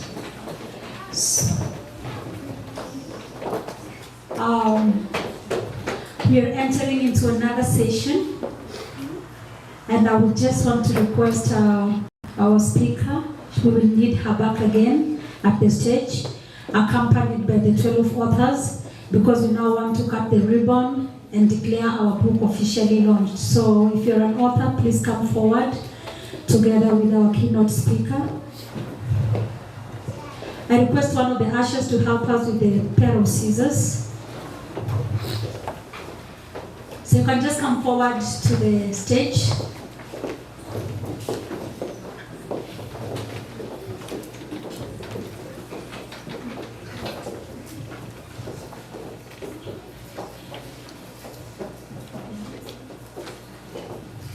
Okay, so we are doing this very fast.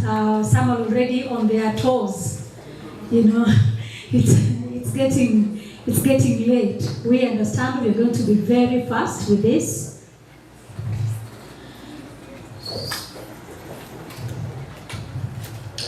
So this is the ribbon we are going to cut. Yes.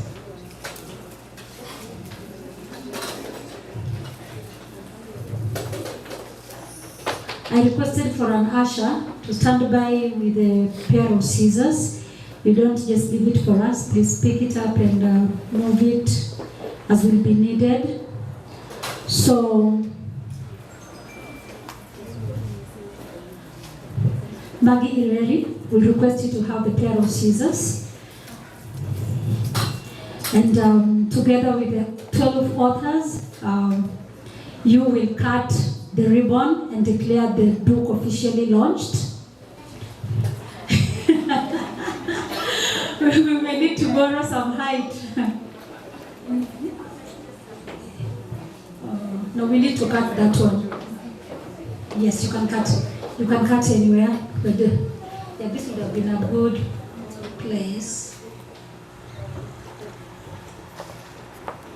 So we prepare to celebrate. We prepare to celebrate as she cuts the ribbon and declares the book officially launched. So 1, 2, 3.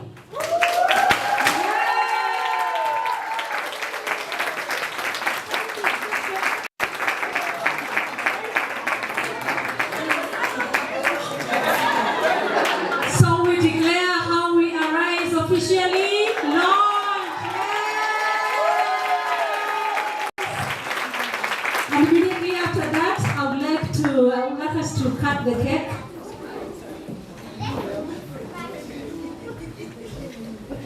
Let me invite Mr. Radido also to come forward and present a gift to our keynote speaker. Even as we prepare to cut the cake, I will request the assistance of some ushers to unpack the cake in readiness for cutting.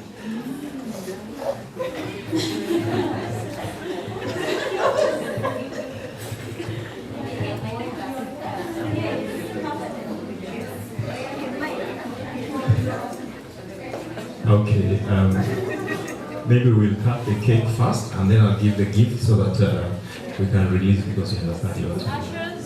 Yes. So let's get the cake. She will help us cut the cake. All the authors will also help us cut the cake as we celebrate this. So the ushers.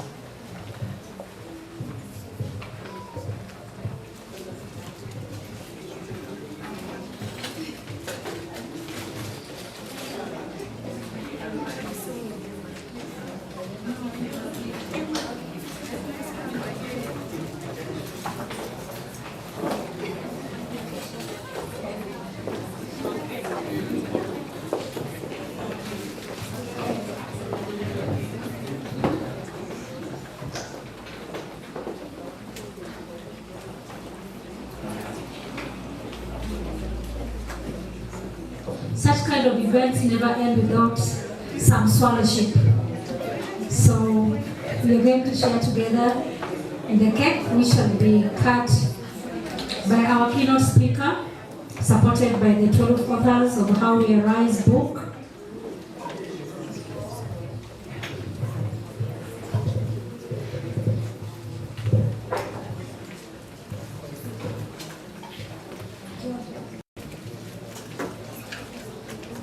Okay, are we ready for the cake cutting? Okay. So we can have this. Do we need two? I think we just need one. No, the knife. Yeah. So we have all, maybe we can have two because of the number. So just move close together. Move close together. And 1, 2, 3, let us go. Yes!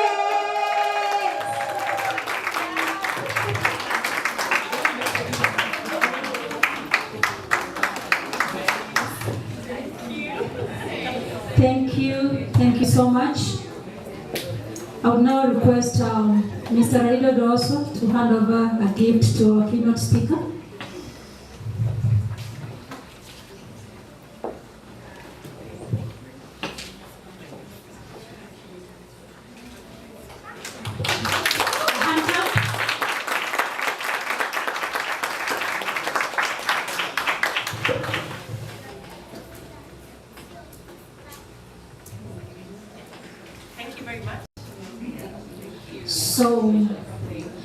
we transition into a photo session, and I would like us to have a photo together. First, just us here on top the stage. So you could climb to the podium. Yeah.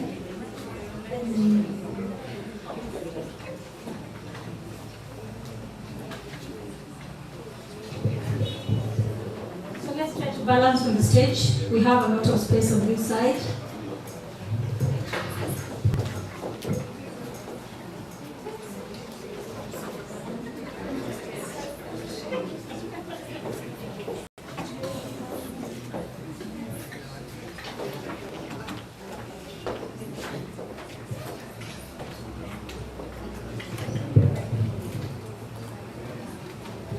Take care of the cake, please.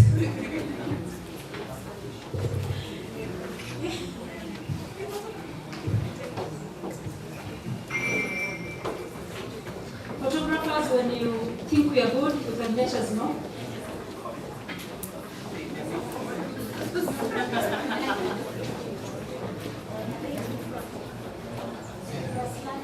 Our direction, let us know.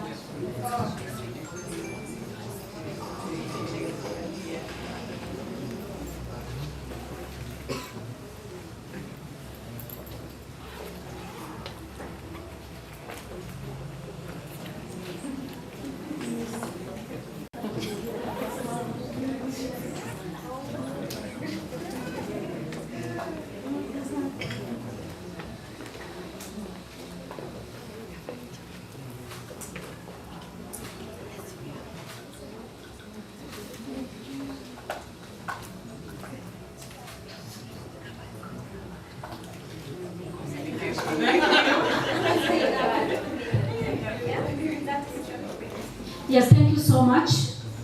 I would request the authors now to occupy the first table, the very first table, because now we are going to do photographing. If you already have a book you'd like photographed by the authors, we are going to come in an organized manner. We can just maybe make a queue so that there is a smooth flow. First. Okay, as they prepare in readiness to autograph the books, the ushers kindly cut the cake and make sure that everyone gets a piece. Let us do that hurriedly because people are already telling me they want to attend to other duties.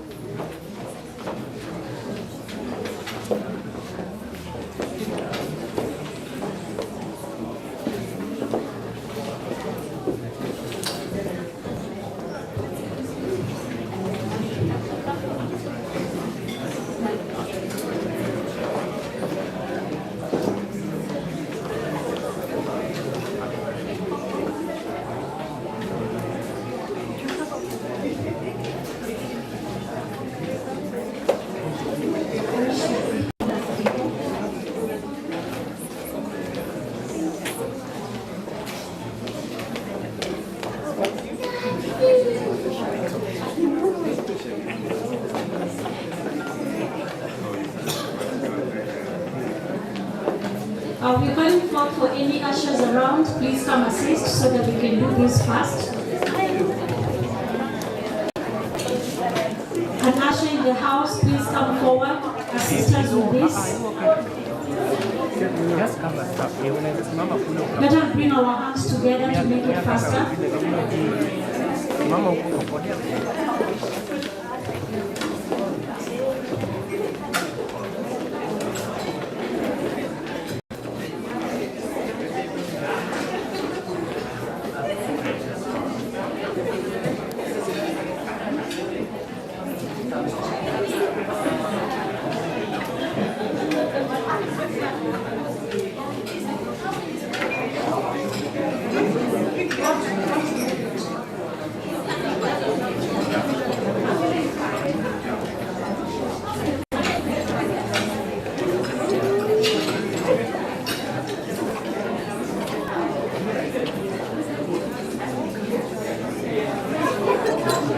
Make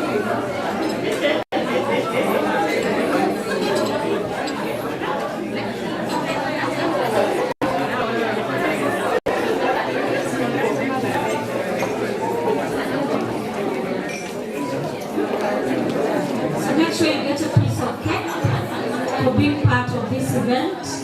We have our ushers serving you. In case they forget about you, just let us know.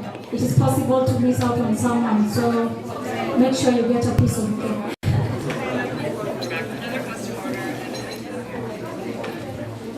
And like I said, if you want your book photographed, please, we will have the authors seated on that front table, and we can queue so they can do it in an easy way.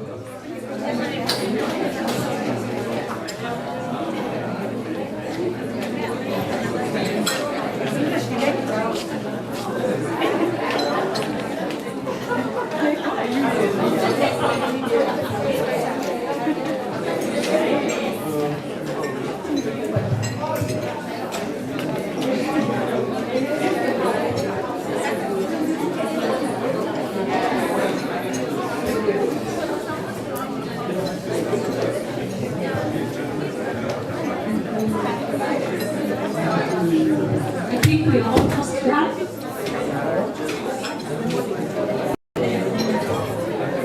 You can see the ushers have moved to the end of the hall. Ushers, let us be fast so we can move to the next session.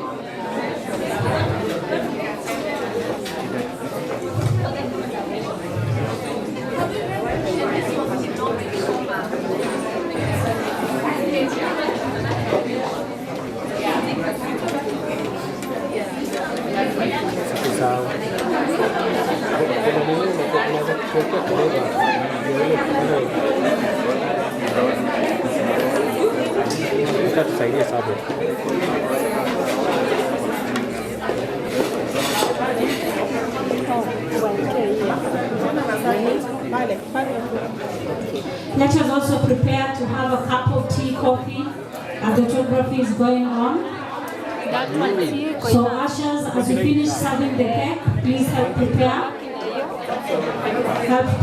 for the tea.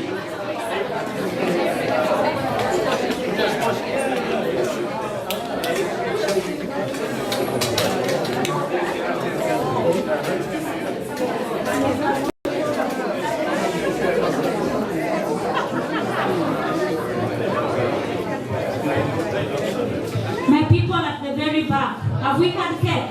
By show of hand, if the cake has reached us, please. Okay, so it's like everyone has had a piece.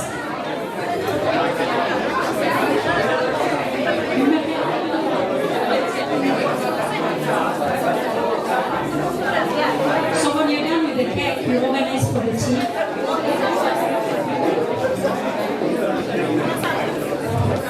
Meanwhile,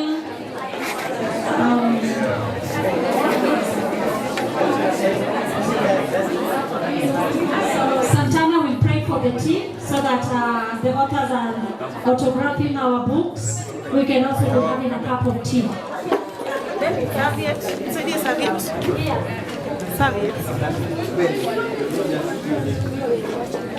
Yes. So we are praying for the tea.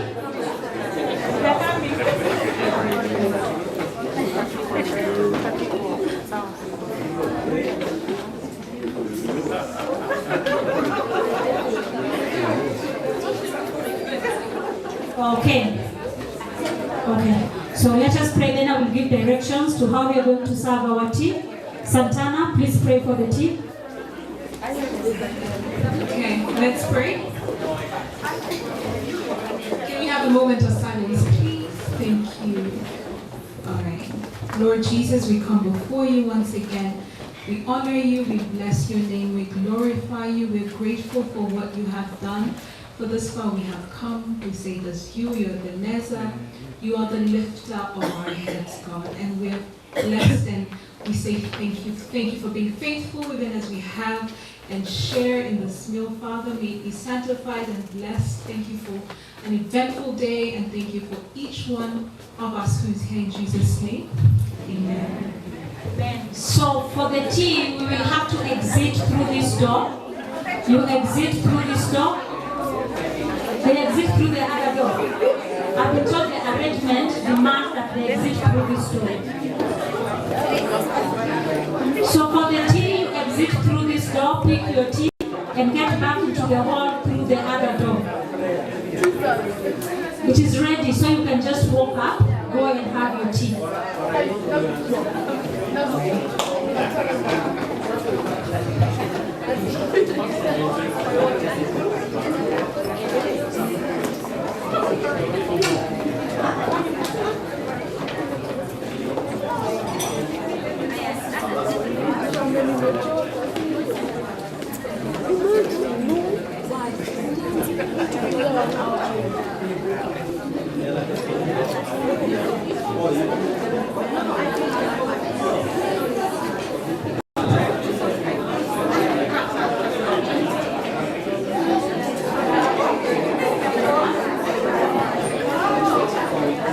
Yeah, the ushers can help us with the VIPs, please. Yes. When the rest are walking to pick their tea, let our VIPs be served at the table because they are also autographing the books at the same time. Ushers, please make sure that the VIPs are served with tea. They will have to remain on the table because they are also autographing the books, while the rest of us can walk to the tea and pick a cup for themselves.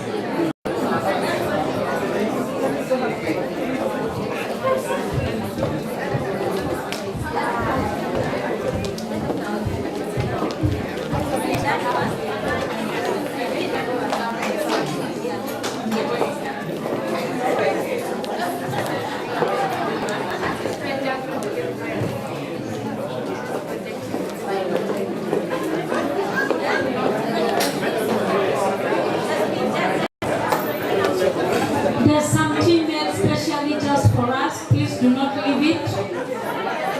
Walk through this door, walk up through this door, get your cup of tea, and you can get back into the hall. Please, please. Ushers help serve the VIPs. They are autographing, therefore cannot leave the table. Make sure they are served.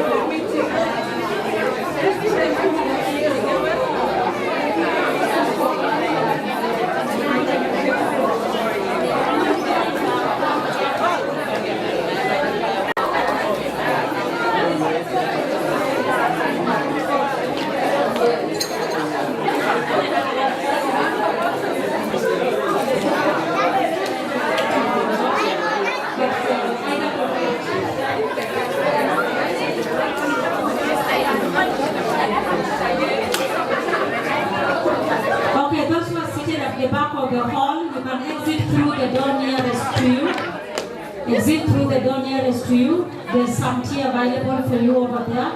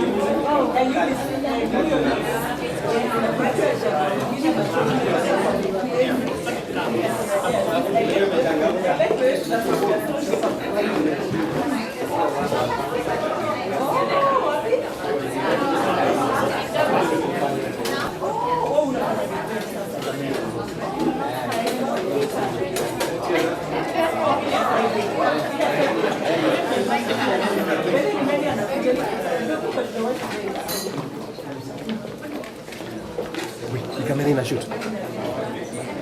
Nisaidie hii nitumie. Niweke kadi yangu tu niendelee na speedlight.